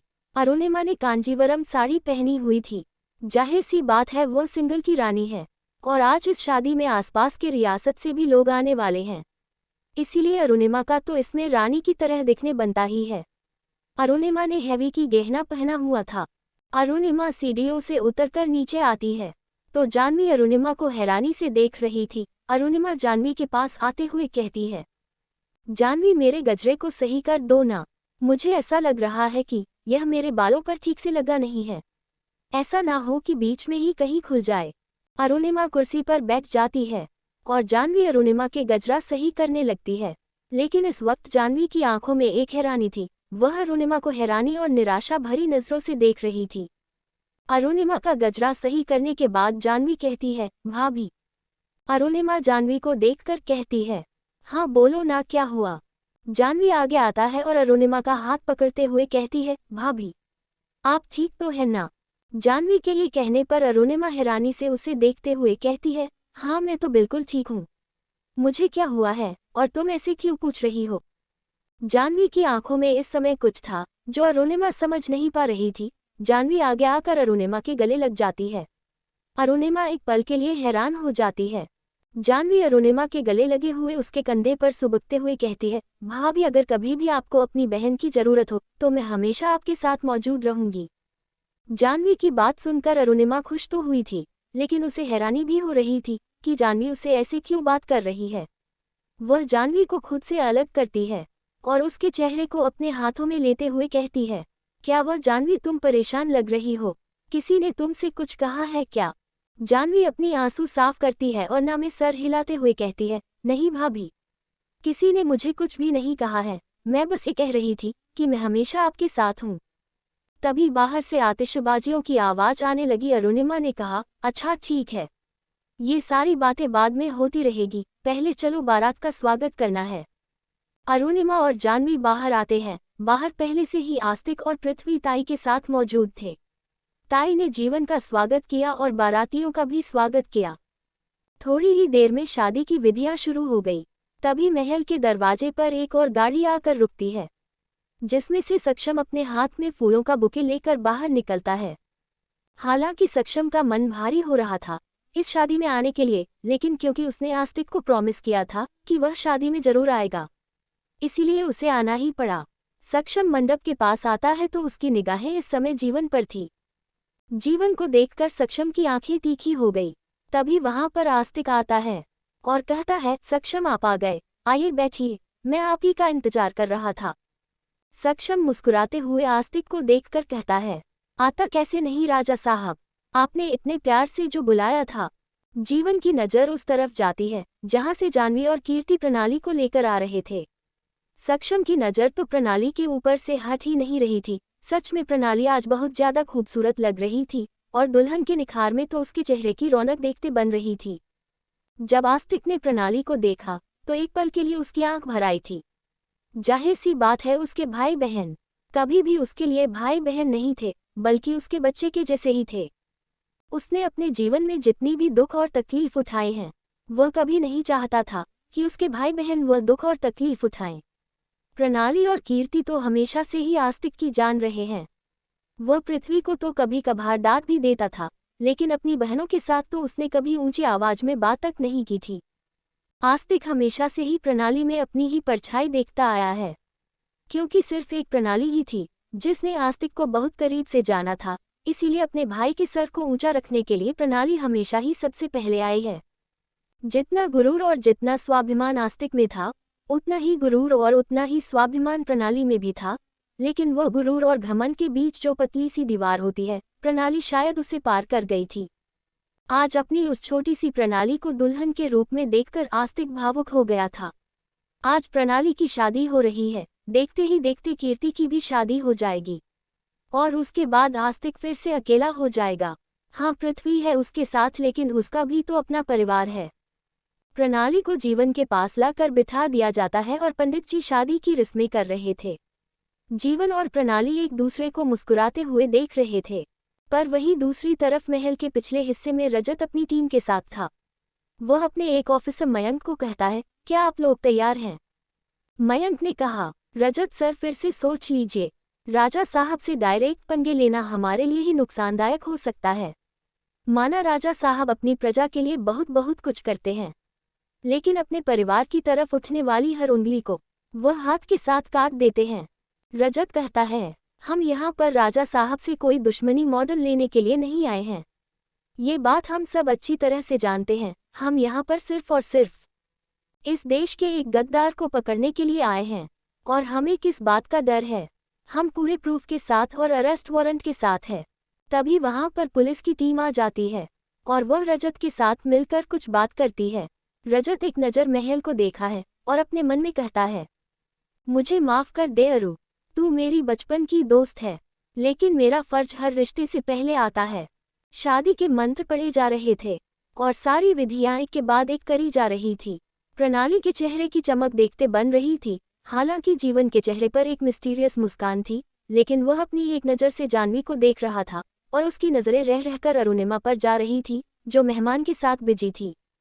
जीवन अपने मन में अरुणिमा को देखकर सोचता है, भाभी जी क्यों इतनी मेहनत कर रही है। मैंने कहा ना आपसे कि बहुत जल्द मैं आपको इस कैद से आज़ाद कर दूंगा और इस कैद से निकाल कर मैं आपको अपने कैद में ले जाऊंगा। सच में जब से आपको देखा है तब से मन में बस यही एक ख्वाहिश है कि एक बार देखूं तो सही कि आप में ऐसा क्या है जो खुद आस्तिक जैसा मॉन्स्टर इंसान आपके पीछे दीवाना हो गया है। सक्षम की निगाहें बस प्रणाली के ऊपर ही थी। तभी सक्षम के सामने एक जूस का गिलास आता है। सक्षम अपना चेहरा उठाकर देखता है तो सामने कीर्ति सक्षम को मुस्कुराते हुए देखकर कहती है, अब बहुत देर से ऐसे ही बैठे हुए हैं, कुछ ले नहीं रहे हैं। सक्षम मुस्कुराते हुए कीर्ति के हाथ से जूस का ग्लास लेता है और कहता है, शुक्रिया छोटी राजकुमारी जी, पर मैं बस यहाँ पर राजा साहब के कहने पर आया था। जैसे ही वरमाला की रस्म खत्म होगी मैं यहाँ से चला जाऊंगा। कीर्ति का चेहरा जो अभी तक सक्षम के आने से खिला हुआ था, वह अचानक से मुरझा जाता है और वह कहती है, मतलब आप शादी खत्म होने तक यहाँ नहीं रुकेंगे। सक्षम कहता है, नहीं, दरअसल सुबह मेरी मुंबई की फ्लाइट है, मुझे एक बहुत अर्जेंट मीटिंग के लिए मुंबई जाना है। वो तो मैं राजा साहब के कहने पर यहाँ आ गया था। उसके बाद सक्षम प्रणाली को देखते हुए कहता है, वरना मैं यहाँ कभी नहीं आता। सब लोग वहाँ शादी के माहौल में बिजी थे। जीवन और प्रणाली अपनी जगह पर खड़े होते हैं और एक दूसरे को वरमाला पहना है। प्रणाली मुस्कुराते हुए जीवन को देख रही थी और जीवन के चेहरे पर भी एक नकली मुस्कान थी। प्रणाली और जीवन अपनी जगह पर बैठ जाते हैं। पंडित जी जीवन से कहते हैं, आप कन्या की मांग में सिंदूर भरिए। जीवन अपना हाथ बढ़ाकर सिंदूर दानी में से सिंदूर उठना है, पर इससे पहले कि वह प्रणाली की मांग तक पहुंच पाता वहां पर एक जोरदार आवाज आती है, यू आर अंडर अरेस्ट। इस आवाज पर सब चौंक जाते हैं। जीवन के हाथ अपनी जगह पर रुक जाते हैं। प्रणाली भी हैरानी से सामने की तरफ देखती है। यहाँ तक कि आस्तिक, पृथ्वी, अरुणिमा, जाह्नवी और सक्षम और कीर्ति भी उस तरफ देखते हैं। सभी मेहमानों का ध्यान दरवाजे की तरफ जाता है, जहां से रजत और पुलिस अपनी टीम के साथ अंदर आ रहे थे। रजत अपनी टीम के साथ बिल्कुल मंडप के सामने आकर खड़ा हो जाता है और जीवन को देखकर कहता है, मिस्टर जीवन, आपको अरेस्ट किया जाता है। एक तो रजत को वहां देख कर अरुणिमा हैरान हो जाती है और उसकी बात सुनकर तो उसकी आंखें हैरानी से और ज्यादा बड़ी हो जाती है। आस्तिक के चेहरे पर भी गुस्सा आ जाता है और पृथ्वी के भी हाथ गुस्से में कस गए थे। आस्तिक और पृथ्वी दोनों रजत के पास आते हैं। आस्तिक गुस्से में रजत से कहता है, क्या बकवास कर रहे हो, तुम होश में तो हो, और तुम अंदर कैसे आ गए, बिना इनविटेशन अंदर आना माना है। रजत ने भी आस्तिक की आंखों में आंखें डालकर देखते हुए उससे कहा, राजा साहब, आप भले ही यहाँ के राजा हैं लेकिन है तो एक नागरिक ही, और इस देश का नागरिक होने के नाते शायद आप देश के दुश्मनों का साथ दे रहे हैं। आपकी जानकारी के लिए बता देता हूँ कि देश के दुश्मनों का साथ देना भी देशद्रोह माना जाता है। आस्तिक की आंखें हैरानी से बड़ी हो गई और वह गुस्से में कहता है, क्या बकवास कर रहे हो तुम, होश में भी तो हो। लेकिन जीवन के चेहरे पर पसीने छूट गए थे। वह घबराई हुई नजरों से इधर उधर देख रहा था। एक तो प्रणाली हैरान हो गई थी रजत और पुलिस को वहां देखकर, लेकिन अब रजत की बात सुनकर उसे गुस्सा भी आ रहा था। वह गुस्से भरी नज़र से अरुणिमा को देख रही थी, क्योंकि रजत है तो अरुणिमा का ही दोस्त ना। उसे लगा इन सब में अरुणिमा ने रजत की मदद की है। वही नहीं चाहती है कि उसकी और जीवन की शादी हो, और शादी को रोकने के लिए अरुणिमा ही जीवन को फंसाने की कोशिश कर रही है। वह अपनी गुस्से भरी नज़रों से अरुणिमा को ही देख रही थी, लेकिन अरुणिमा तो खुद हैरान होते हुए रजत को देख रही थी। अरुणिमा आगे आता है और रजत से कहती है, रजत, यह क्या कर रहा है तू? देख, यह मेरे घर का फंक्शन है, तू इस तरीके से मेरे घर का फंक्शन खराब नहीं कर सकता है। रजत अरुणिमा को देखकर कहता है, आई एम सॉरी अरु, लेकिन मैं यहाँ पर जानबूझकर तेरे घर का फंक्शन खराब करने नहीं आया हूँ, बल्कि मेरा फर्ज मुझे यहाँ तक लेकर आया है। पृथ्वी गुस्से में आगे आता है और रजत का कॉलर पकड़ते हुए कहता है, तुम्हारा फर्ज गया भाड़ में, तुम इस तरीके से मेरी बहन की शादी नहीं खराब कर सकते हो। रजत एक घूरती हुई नजर अपने कॉलर को देखा है और फिर पृथ्वी को देखकर कहता है, डॉक्टर पृथ्वी, आप डॉक्टर हैं और मुझे नहीं लगता है कि मुझे आपको ये बताना जरूरी है कि हमारा फर्ज हमें हर रिश्ते से ऊपर रखना पड़ता है। आपको लगता है कि मैं बिना किसी सबूत के यहाँ पर राजा साहब से उलझने आया हूँ। आस्तिक पृथ्वी से कहता है, पृथ्वी छोड़ो रजत को। पृथ्वी गुस्से में रजत का कॉलर छोड़ देता है और 2 कदम पीछे हो जाता है। आस्तिक आगे आता है और कहता है, बताओ रजत, किस लिए आए हो तुम यहाँ पर और किस जुर्म में तुम जीवन को अरेस्ट करने की बात कर रहे हो? जहाँ तक मैं जानता हूँ तुम तो इंडियन नेवी में हो ना, और यहाँ पर बस छुट्टियों के लिए आए हुए हो, तो फिर यह इन सब में कहाँ उलझ गए हो? रजत कहता है, जी राजा साहब, मैं छुट्टी पर जरूर हूँ लेकिन हूँ तो एक देश का सिपाही ना, और एक सिपाही कभी भी छुट्टी पर नहीं रहता है। उसके देश को जब भी उसकी जरूरत पड़ती है वह हमेशा मौजूद रहता है। जहाँ तक बात रही जीवन के अरेस्ट करने की, तो हमारे पास सबूत है मिस्टर जीवन देश में इलीगल तरीके से ड्रग सप्लाई करते हैं। उन्होंने कई बार शिपमेंट के जरिए इलीगल ड्रग्स देश में मंगवाए हैं और देश से बाहर भेज भी हैं, और अभी रिसेंटली ही उन्होंने ड्रग्स का एक बहुत बड़ा कंजाइनमेंट आपके नाम पर इस शहर से बाहर भिजवाया है। रजत ने जैसे ही यह कहा, आस्तिक की आंखें हैरानी से बड़ी हो गई। अरुणिमा, जानवी और कीर्ति ने तो अपने मुंह पर हाथ रख लिया। उन्हें तो यकीन ही नहीं हो रहा था कि रजत इतना बड़ा फ्रॉड है। रजत के चेहरे पर घबराहट आ गई। उसे ऐसा लग रहा था जैसे कि वह चारों तरफ से फंस गया है, क्योंकि यह जगह आस्तिक की है, इसीलिए यहाँ से निकलना तो नामुमकिन है, इसीलिए भगाने का कोई सवाल ही पैदा नहीं होता है। रजत के पिता आगे आते हैं और गुस्से में कहते हैं, ए लड़के, कुछ भी मत बोलो। हमारे बेटे पर झूठा इल्जाम लगा रहे हो। हमारे बेटे को क्या जरूरत पड़ गई देश के साथ गद्दारी करने की? हमारा इतना बड़ा बिजनेस है, हर साल हम गवर्नमेंट को टैक्स पे करते हैं, किसी चीज की कमी नहीं है हमारे पास। जीवन की माँ भी कहती है, और नहीं तो क्या, तुम लोग कुछ भी कहोगे और हम कुछ भी मान लेंगे। क्या सबूत है तुम्हारे पास कि मेरे बेटे ने इलीगल काम किया है? रजत ने एक फाइल ली और उसे आस्तिक की तरफ करते हुए कहा, सारे सबूत इसमें है राजा साहब, आप चाहे तो देख सकते हैं। आस्तिक जब रजत के हाथों से वह फाइल लेता है तो जीवन के चेहरे की घबराहट बढ़ जाती है। उसके चेहरे पर पसीने आने लगते हैं। जीवन अपने कदम पीछे लेने लगता है, लेकिन प्रणाली जीवन का हाथ पकड़ती है और उसे देखते हुए कहती है, जीवन, मुझे पता है तुमने कुछ भी नहीं किया है, ये सब उस अरुणिमा का किया कराया है। उसी ने अपने दोस्त को कहा होगा कि हमारी शादी में आकर तमाशा करने के लिए, पर तुम देखना भाई, सब कुछ ठीक कर देंगे। जीवन अपने मन में प्रणाली को कहता है, बेवकूफ लड़की, तुम्हारा भाई कुछ भी नहीं कर सकता है, पर मैं यहाँ से भाग भी तो नहीं सकता हूँ, हर जगह आस्तिक की आदमी है। आस्तिक जैसे जैसे उसे फाइल के पन्ने पलट रहा था, उसके चेहरे पर गुस्से वाले भाव आते जा रहे थे। जैसे ही आस्तिक ने पूरी फाइल चेक कर ली, वैसे ही 2 पुलिस ऑफिसर एक आदमी को लेकर आते हैं। वह उस आदमी को पकड़ कर लाते हैं और आस्तिक के सामने लाकर खड़ा कर देते हैं। ऑफिसर मयंक कहता है, राजा साहब, यह वही आदमी है जो आपकी बहन के कंसाइनमेंट वाले ट्रक को यहाँ से बाहर ले जा रहा था। आस्तिक गुस्से में उसे आदमी को देखता है और उसका गिरेबान पड़ते हुए कहता है, मेरे फेंक हुए टुकड़ों पर पालने वाला कुत्ता मुझे ही काटने की कोशिश कर रहा था। वह आदमी डरते हुए कहता है, राजा साहब, मुझे माफ कर दीजिए, मुझसे गलती हो गई, मैं पैसों के लालच में आ गया। जीवन जी ने मुझे पैसों का लालच दिया और कहा कि राजकुमारी प्रणाली के फैशन हाउस का जो कंसाइनमेंट का सामान जा रहा है, उसमें ड्रग्स के पैकेट छुपाकर उसको राजस्थान करवाना है, क्योंकि ट्रक पर और बॉक्स पर राजमहल का शाही चिन्ह होगा, तो पुलिस और बाकी लोग हमें नहीं पकड़ेंगे। पर हम गलत थे, इन लोगों ने हमें पकड़ लिया और हमारे कुछ साथियों को अपने हिरासत में भी ले लिया है। मैं वहां से भाग गया था, मुझे नहीं लगा था कि मैं पकड़ा जाऊंगा। जीवन के पिता गुस्से में कहते हैं, ये झूठ बोल रहा है आस्तिक, इसकी बात पर यकीन मत करना, ये भी इन लोगों के साथ मिला हुआ होगा। उस आदमी ने कहा, राजा साहब, चाहे एक गलती की मिले या फिर 100 गलती की, सजा तो मुझे मिलनी ही है ना। जब ये बात मैं अच्छी तरह से जानता हूँ तो क्यों झूठ बोलूं, मैं सच कह रहा हूँ। जीवन जी ने ही मुझे पैसे दिए थे, यहाँ तक कि राजकुमारी जी के फैशन हाउस के डुप्लीकेट चाबी भी। जैसे ही उसे आदमी ने ये कहा, प्रणाली की आंखें हैं रानी से बड़ी हो गई। वह जीवन को घूरते हुए देखते हैं, जो घबराए हुई नजरों से प्रणाली को देखा है और फिर अगले ही पल अपनी नजरें घूम लेता है।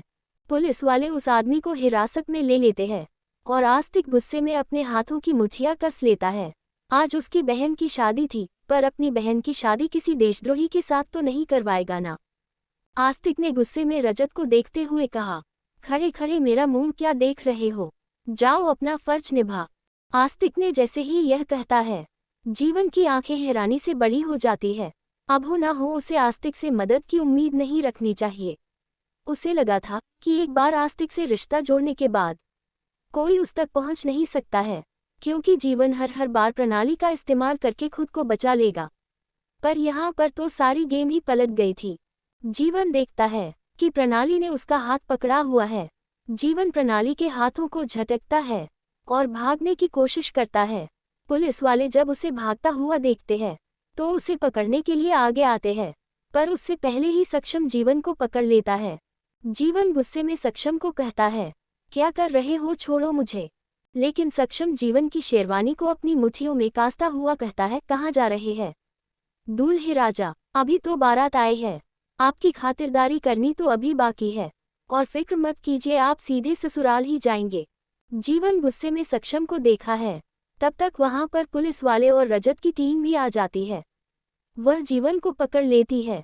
उसके हाथों में हथकड़ियां पहनकर उसे घसीटते हुए दरवाजे की तरफ ले जाया जा रहा था। जीवन का परिवार उसके पीछे पीछे जा रहा था और पुलिस वालों से कह रहा था कि उसने कुछ भी नहीं किया है, उसे फंसाया जा रहा है। आस्तिक का पूरा चेहरा गुस्से में भरा हुआ था, यहाँ तक कि पृथ्वी को भी समझ नहीं आ रहा था कि अचानक से क्या हो गया है। सारे मेहमान और शादी में आए लोग आपस में इसी बारे में बातें कर रहे थे, लेकिन सबसे बुरी हालत जो थी वह थी प्रणाली की। वह मंडप पर खड़े हुए किसी शून्य भाव की तरह एक बिंदु को देख रही थी। उसे ऐसा लगा जैसे उसके सपनों का बनाया हुआ महल एक ही मिनट में मिट्टी में मिल गया। उसे इस बात पर यकीन ही नहीं हो रहा था कि जीवन को पुलिस पकड़ कर ले गई है और जीवन में उसका इस्तेमाल किया है। अरुणिमा और जानवी कीर्ति के साथ खड़े थे। वह जब प्रणाली को ऐसे दिखते हैं तो एक दूसरे को देखकर उसे सहारा देने के लिए कहते हैं। अरुणिमा आगे आता है और प्रणाली के कंधे पर हाथ रखते हुए कहती है, प्रणाली। जितना गुस्सा, जितना रोष, जितना आक्रोश प्रणाली के अंदर था वह सब फूट पड़ता है और वह अरुणिमा के गाल पर एक जोरदार तमाचा मार देती है। प्रणाली के ऐसा करने पर आस्तिक, पृथ्वी और वहां पर खड़े सब लोग हैरान हो जाते हैं। सब प्रणाली और अरुणिमा के पास आते हैं। आस्तिक अरुणिमा को संभालता है और पृथ्वी प्रणाली को। आस्तिक गुस्से में चिल्लाते हुए कहता है, पागल हो गई है क्या, क्या कर रही है। प्रणाली गुस्से में अरुणिमा को देखते हुए कहती है, यही है सारे फसाद की जड़। इसी को मेरी खुशियां नहीं देखी गई। यही चाहती थी कि मेरी शादी कभी जीवन से ना हो। इसी ने मेरी जिंदगी बर्बाद की है। अरुणिमा का चेहरा लाल हो गया था। वह अपने गालों पर हाथ रखते हुए आस्तिक के सीने से लगी हुई थी, पर उसे अपने दर्द से ज्यादा इस समय प्रणाली की परवाह थी। वह जानती है कि प्रणाली के दिल पर इस समय क्या बीत रही है। उसने देखा था जीवन से शादी करने के लिए प्रणाली कितनी खुश थी। पृथ्वी प्रणाली के कंधे को पकड़ता है और उसे हिलाते हुए जोर से कहता है, होश में प्रणाली। अरुणिमा ने कुछ भी नहीं किया है। उसका इन सब से कोई लेना देना नहीं है। तूने सुना नहीं क्या, उन लोगों ने क्या कहा, जीवन देशद्रोही है, वह देश के खिलाफ काम करता है। प्रणाली पृथ्वी की बात सुनकर जोर जोर से रोने लगती है। वह वही मंडप पर बैठ जाती है और दहाड़े लगाकर रोने लगती है। प्रणाली रोते हुए सामने की तरफ देखती है, जहां पर लोग उसे तिरस्कार भरी नजरों से देख रहे थे। वो हमेशा यहाँ पर एक राजकुमारी की तरह रही है, यहाँ तक कि उसकी बात करने के अंदाज में भी एक गुरूर झलकता है। ऐसे में लोगों की नज़रों में अपने लिए मंडप पर छोड़ी हुई लड़की रचना करना भी प्रणाली के शान के खिलाफ था। प्रणाली भले ही अपने दिल से कितनी भी टूटी हुई क्यों ना हो, लेकिन है तो वह भी एक बिजनेस वूमेन है। उसे अच्छी तरह से आता है दिल और दिमाग के बीच जब जंग हो और दिल हावी हो रहा हो तो किस तरीके से दिमाग से काम लेना चाहिए। प्रणाली मंडप पर खड़ी होती है और अपने आंसू पहुंचती है। वह अपने परिवार को देखकर कहती है, यहाँ इतनी सारी तैयारियां सजावट इसीलिए हुई थी न ताकि मेरी शादी हो सके। तो ठीक है, आज अभी और इसी वक्त यहाँ पर मेरी शादी होगी।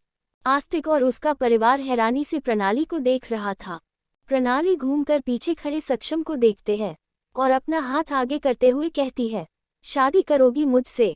सक्षम एक पल के लिए हैरान हो जाता है उसे तो यकीन ही नहीं हो रहा था कि प्रणाली खुद सामने से उससे शादी के लिए पूछ रही है। यहाँ तक कि आस्तिक, पृथ्वी और बाकी सब लोग भी हैरानी से प्रणाली को देख रहे थे। पर जिसे इस समय सबसे ज्यादा गहरा सदमा पहुंचा था वह थी कीर्ति। उसने तो अभी अभी सक्षम के लिए अपने प्यार को महसूस किया था। कीर्ति की आंखों में लगभग आंसू आ गए थे और वह हैरानी से सक्षम और प्रणाली को देख रही थी। हाँ, उसे प्रणाली के लिए बुरा लगा था जब जीवन को पुलिस पकड़ कर ले गई थी, लेकिन उसने यह नहीं चाहा था कि प्रणाली सक्षम को अपना जीवन साथी चुन ले। सक्षम एक नज़र प्रणाली को देखा है और फिर उसके आगे बढ़े हुए हाथ को देखा है। वह हैरानी से प्रणाली को देखकर कहता है, क्या तुम सोर हो? कहीं ऐसा तो नहीं कि जीवन की पकड़े जाने की वजह से तुम्हारे। लेकिन प्रणाली ने कहा, बिना किसी प्यार के, बिना किसी वादे के, सिर्फ एक समझौते की तरह। क्या तुम मुझसे शादी करोगी? हमारी शादी सिर्फ एक बिजनेस की तरह होगी। सक्षम एक नज़र प्रणाली को देखा है और फिर उसकी नज़र आस्तिक के ऊपर जाती है, क्योंकि उसे इतना तो पता था कि प्रणाली इस समय अपने दिमाग से सोच रही है, क्योंकि दिल तो उसका जीवन के अरेस्ट होते ही टूट गया था। अपनी तरफ देखता पाकर स्टील की गहरी सांस छोड़ना है और अपनी आंखें बंद कर लेता है। आस्तिक सक्षम को अच्छी तरह से जानता है। बिजनेस में उसका एक अच्छा नाम है और शहर में भी उसका एक अच्छा रुतबा है, लेकिन इसके अलावा उसने कभी भी सक्षम को उस नजरिए से नहीं देखा कि उसके साथ रिश्ता जोड़ा जा सके। हालांकि सक्षम का नाम कभी गलत कामों में नहीं आया है, यहाँ तक कि कई बार बिजनेस पार्टी में आस्तिक थोड़ी बहुत ड्रिंक कर भी लिया करता था, पर सक्षम ने कभी भी ड्रिंक को हाथ तक नहीं लगाया। लेकिन फिर भी अचानक से यह फैसला लेना आस्तिक के लिए भी भारी पड़ रहा था। उसने प्रणाली से कहा, प्रणाली क्या कर रही है? यह कोई वक्त है मजाक करने का? प्रणाली ने कहा, नहीं भाई, मैं मजाक नहीं कर रही हूँ, मैं सच कह रही हूँ। मैं इस मंडप पर दुल्हन बनाकर बैठी हूँ, तो अब इस मंडप से सिर्फ मेरी विदाई होगी। उसके बाद प्रणाली फिर से सक्षम को देखकर कहती है, तुमसे ज़्यादा बेहतर ऑप्शन मुझे यहाँ पर दिख नहीं रहा है, पर मैं तुमसे कोई जोर जबरदस्ती नहीं करूँगी। अगर तुम मुझसे शादी से इनकार भी कर दोगे तो मैं यहाँ पर आए लड़कों में से किसी से भी शादी करने के लिए तैयार हूँ। मुझे बस आज अभी और इसी वक्त शादी करके यहाँ से जाना है। पृथ्वी आगे आता है और प्रणाली को पीछे करते हुए कहता, दिमाग खराब हो गया है क्या तेरा? जल्दबाजी में लेने वाला फैसला है क्या? ये यूं ही किसी से शादी कर लेगी, ये जाने बिना कि वह इंसान कैसा है, सही है भी यह गलत? प्रणाली चिल्लाते हुए कहती है, जिसे जाना था वह भी तो गलत ही था ना, तो अब क्या फर्क पड़ता है कि कौन है? जिससे शादी करनी थी उससे तो नहीं हुई ना, तो अब क्या फर्क पड़ता है कि किसके साथ हो रही है? पृथ्वी कहता है, देख, मैं समझ सकता हूँ कि इस समय तेरे मन पर क्या बीत रही होगी, लेकिन इसका मतलब यह नहीं है कि तू शादी का फैसला इतनी जल्दबाजी में लेगी। प्रणाली कहती है, मैं फैसला ले चुकी हूँ और अब फैसला आप लोगों को लेना है भाई। आस्तिक प्रणाली की तरफ देखा है तो प्रणाली कहती है, या तो आज इस मंडप से मैं किसी की पत्नी बनकर उठूंगी या फिर मैं सारी जिंदगी शादी ही नहीं करूंगी। प्रणाली के ये कहते ही सब हैरानी से एक दूसरे को देखने लगते हैं। सक्षम आस्तिक को देखकर कहता है, राजा साहब, मुझे नहीं मालूम कि इस समय क्या सही है और क्या गलत है, पर अगर आपकी इजाजत हो तो मैं राजकुमारी प्रणाली से शादी करना चाहूँगा। ये सुनते ही कीर्ति 2 कदम लड़खड़ा जाती है। वह पास में रखा हुआ कुर्सी को पकड़ लेती है। उसकी आंखों से आंसू बह गए थे। देखा जाए तो यहाँ पर सिर्फ प्रणाली ही नहीं है जिसका दिल टूटा था, अब तो कीर्ति का भी दिल टूट चुका था। स्टील की गहरी सांस छोड़ना है और फिर अरुणिमा को देखा है। अरुणिमा आस्तिक को देखती है और कहती है, सक्षम जी अच्छे इंसान हैं। मैं ये तो नहीं जानती कि इस शादी का भविष्य आगे चलकर क्या होगा, लेकिन इतना तो इंसान को देखकर पता चलता ही है कि वह व्यवहार में कैसा है, और जहाँ तक मुझे लगता है ये प्रणाली को खुश रखेंगे। आस्तिक कस के अपनी आंखें बंद करता है और धीरे से अपने सर को हमें हिलाते हुए सक्षम को प्रणाली से शादी करने की इजाज़त दे देता है। कीर्ति हैरानी से अपने भाई को देखने लगती है। कीर्ति का मन कर रहा था कि वह सक्षम के पास जाए और उसे यह शादी करने से रोक, लेकिन उसके पैर अपनी जगह पर जम गए थे। प्रणाली के साथ इतना सब कुछ हो गया, इसके बाद उसका अचानक से शादी करने का फैसला और सक्षम और प्रणाली की शादी होना, कीर्ति को लग रहा था कि वह कोई सपना देख रही है, ये सच नहीं है। जानवी प्रणाली को फिर से लेकर आती है और मंडप पर बैठा देती है। जानवी सक्षम के कंधे पर शादी का एक कपड़ा रखती है, उसी के साथ प्रणाली के चुन्नी का गठबंधन कर देती है। पंडित जी शादी के रस्में फिर से शुरू करते हैं। सक्षम तो फिर भी एक उम्मीद के साथ शादी की रस्म कर रहा था, लेकिन प्रणाली का चेहरा इस समय भावहीन था। वह किसी रोबोट की तरह पंडित जी के बताए हुए कामों को कर रही थी। उस जलती हुई अग्नि में सिर्फ प्रणाली का दिल ही नहीं जल रहा था, बल्कि कीर्ति के अरमान भी जल रहे थे। पंडित जी ने सिंदूरदान के लिए कहा तो सक्षम ने अंगूठी में सिंदूर लेकर प्रणाली की मांग में सजा दिया, और मंगलसूत्र पहनने के बाद पंडित जी ने कन्यादान के लिए कहा तो आस्तिक और अरुणिमा ने मिलकर प्रणाली का कन्यादान किया। भले ही प्रणाली अरुणिमा के लिए कितना ही बेर क्यों ना रख रही हो, लेकिन शादी में कन्यादान करते वक्त अरुणिमा ने सिर्फ प्रणाली के अच्छे जीवन की ही कामना की है। कीर्ति से अब वहां रुका नहीं गया, इसलिए वापस महल की तरफ चली जाती है। एक बार शादी संपन्न होने के बाद सक्षम और प्रणाली अपनी जगह पर खड़े होते हैं। सक्षम और प्रणाली की शादी हो गई थी। पंडित जी ने कहा, विवाह संपन्न हुआ, आज से आप दोनों पति पत्नी हैं। अपने बड़ों का आशीर्वाद लीजिए। सक्षम और प्रणाली खड़े होते हैं। सक्षम आस्तिक की तरफ जाने के लिए मुड़ता ही है कि तभी प्रणाली सक्षम से कहती है, गाड़ी कौन सी है तुम्हारी? सक्षम हैरानी से प्रणाली को देखते हुए कहता है, पार्किंग में ब्लैक लैम्बोर्गिनी खड़ी है। प्रणाली अपना लहंगा उठाती है और सीधे मंडप से उतरकर पार्किंग की तरफ चल देती है। सक्षम और बाकी सभी प्रणाली को ऐसा जाता देख हैरान हो जाते हैं। आस्तिक आगे आता है और सक्षम के पास आते हुए कहता है, ख्याल रखना उसका। ये कहकर आस्तिक भी महल की तरफ चला जाता है। अरुणिमा आस्तिक को जब ऐसा जाता हुआ देखती है तो उसे पता चल जाता है कि आस्तिक के दिल पर इस समय कितना गहरा घाव लगा होगा, इसलिए वह भी आस्तिक के पीछे पीछे चल देती है। जानवी और पृथ्वी हैरानी से एक दूसरे को देखते हैं। जानवी मेहमानों को देखकर कहती है, आप लोग खाना खाकर जाएगा। पृथ्वी सक्षम से कहता है, मैं तुम्हें गाड़ी तक छोड़ दूं। सक्षम कहता है, नहीं, इसकी जरूरत नहीं है, मैं संभाल लूंगा। और उसके बाद सक्षम भी पार्किंग की तरफ चल देता है। पार्किंग में पहुंचकर सक्षम देखता है तो प्रणाली गाड़ी के पैसेंजर सीट पर बैठी हुई थी। उसकी आंखें बंद थी, चेहरे पर जो आंसुओं की धार थी वह अब सूख चुकी थी और अब कुछ दिख रही थी तो वह थी निराशा। सक्षम ड्राइविंग सीट पर बैठता है और एक नज़र प्रणाली को देखकर गाड़ी स्टार्ट कर देता है। कोई विदाई नहीं हुई थी प्रणाली की, जो हुई थी उसी को ही विदाई समझ लिया गया था। ना तो प्रणाली अपने परिवार से लिपटकर रोई थी और न ही विदाई की कोई रस्में की गई थी। सक्षम और प्रणाली अपने नए सफ़र की तरफ निकल गए थे, प्यार का सफ़र नहीं, समझौते का सफ़र। प्रणाली ने सक्षम से शादी तो कर ली थी, पर अब देखना ये था कि वह इस शादी को निभाती भी है या नहीं। और सक्षम, उसे पता है कि प्रणाली को संभालना कोई आसान बात नहीं है। अरुणिमा कमरे में पहुंचती है तो देखती है कि आस्तिक कमरे में नहीं है। उसे पता था कि इस समय कहाँ हो सकता है। अरुणिमा सीधे कमरे से निकलकर आस्तिक के माँ के कमरे की तरफ जाती है। वह अंदर जाती है तो देखती है कि आस्तिक अपनी माँ की तस्वीर के सामने अपने दोनों हाथ बांधे खड़ा है। अरुणिमा आस्तिक के पास जाती है और उसके कंधे पर हाथ रख देती है। आस्तिक अपनी आंखें बंद कर लेता है। वह इस वक्त अरुणिमा को अपनी लाल आंखें दिखाना नहीं चाहता था। वह नहीं बताना चाहता था कि इस समय वह अंदर से रो रहा है। भले ही उसके आंसू उसके गालों का सफ़र न तय कर पाए, लेकिन उसकी आंखों के किनारे तक तो आ ही गए थे। आस्तिक एक झटके के साथ पीछे पलटता है और अरुणिमा के गले लग जाता है। भले ही आस्तिक ने अपने मुंह से कुछ ना कहा हो, लेकिन अरुणिमा को पता चल रहा था कि वह अंदर से कितना दुखी है और इस वक्त उसे अरुणिमा के सहारे की जरूरत है। अरुणिमा आस्तिक के पीठ को सहलाते हुए कहती है, सब ठीक हो जाएगा। आज अरुणिमा को आस्तिक के लिए बहुत बुरा लग रहा है। पूरे रियासत में उसकी जो इज्जत थी, उसकी जो प्रतिष्ठा थी, आज वह दिखावा नहीं लग रखी थी।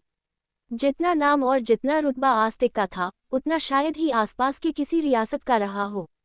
लेकिन उससे भी बड़ी बात आस्तिक के दिल में जो इस समय गुजर रही थी वह ये थी कि क्या वह अपने भाई बहनों की परवरिश ठीक से नहीं कर पाया? क्या वह उनकी जिंदगियों का फैसला ठीक से नहीं कर पा रहा है? प्रणाली के लिए जीवन को सबसे पहले आस्तिक ने पसंद किया था। क्या उसका यह फैसला गलत था? क्या उसने इंसानों को पहचानने में गलती की है और क्या यही गलती वह अरुणिमा के मामले में भी कर रहा है? आस्तिक आज अपने ही सवालों से घिरा हुआ था, पर ऐसा लग रहा था जैसे वह इन सवालों का सामना नहीं करना चाहता है। उसे प्रणाली के लिए बुरा लग रहा था और अपने फैसले पर गुस्सा भी आ रहा था। वहीं दूसरी तरफ कीर्ति का रो रो कर बुरा हाल हो रखा था। वह तकिया पर मुंह छुपाए बुरी तरीके से बिलख बिलख कर रो रही थी। उसका पूरा चेहरा लाल हो गया था। वह रोते हुए अपने अलमारी के पास जाती है और उसमें से सक्षम की तस्वीर निकालती है। वह सक्षम की तस्वीर को अपनी उंगलियों से छूते हुए कहती है, आप ऐसा कैसे कर सकते हैं सक्षम जी? आपने ऐसा कैसे किया? आप प्रणाली दी से शादी कैसे कर सकते हैं? आपने बहुत गलत किया है, ये आपने मेरा दिल तोड़ दिया। ये कहते हुए कीर्ति बहुत बुरी तरीके से रोने लगती है। वह वहीं पर जमीन पर बैठ जाती है और अपने टूटे हुए दिल के टुकड़े अपने अंदर ही समेटती रहती है, पर इस वक्त उसके आंसुओं को बह जाना ही जरूरी था, क्योंकि इस सच को उसे अपनाना ही है। सुबह होने वाली थी। सक्षम प्रणाली को लेकर अलवर पहुंचता है अपने घर। अपने घर के पार्किंग में गाड़ी पार्क करके सक्षम देखता है तो प्रणाली सीट पर ही अपनी आंखें बंद किए हुए लेटी हुई थी। इतना सब होने की वजह से शायद वह थक गई है और इतने लंबे सफर की वजह से उसकी आंख लग गई है।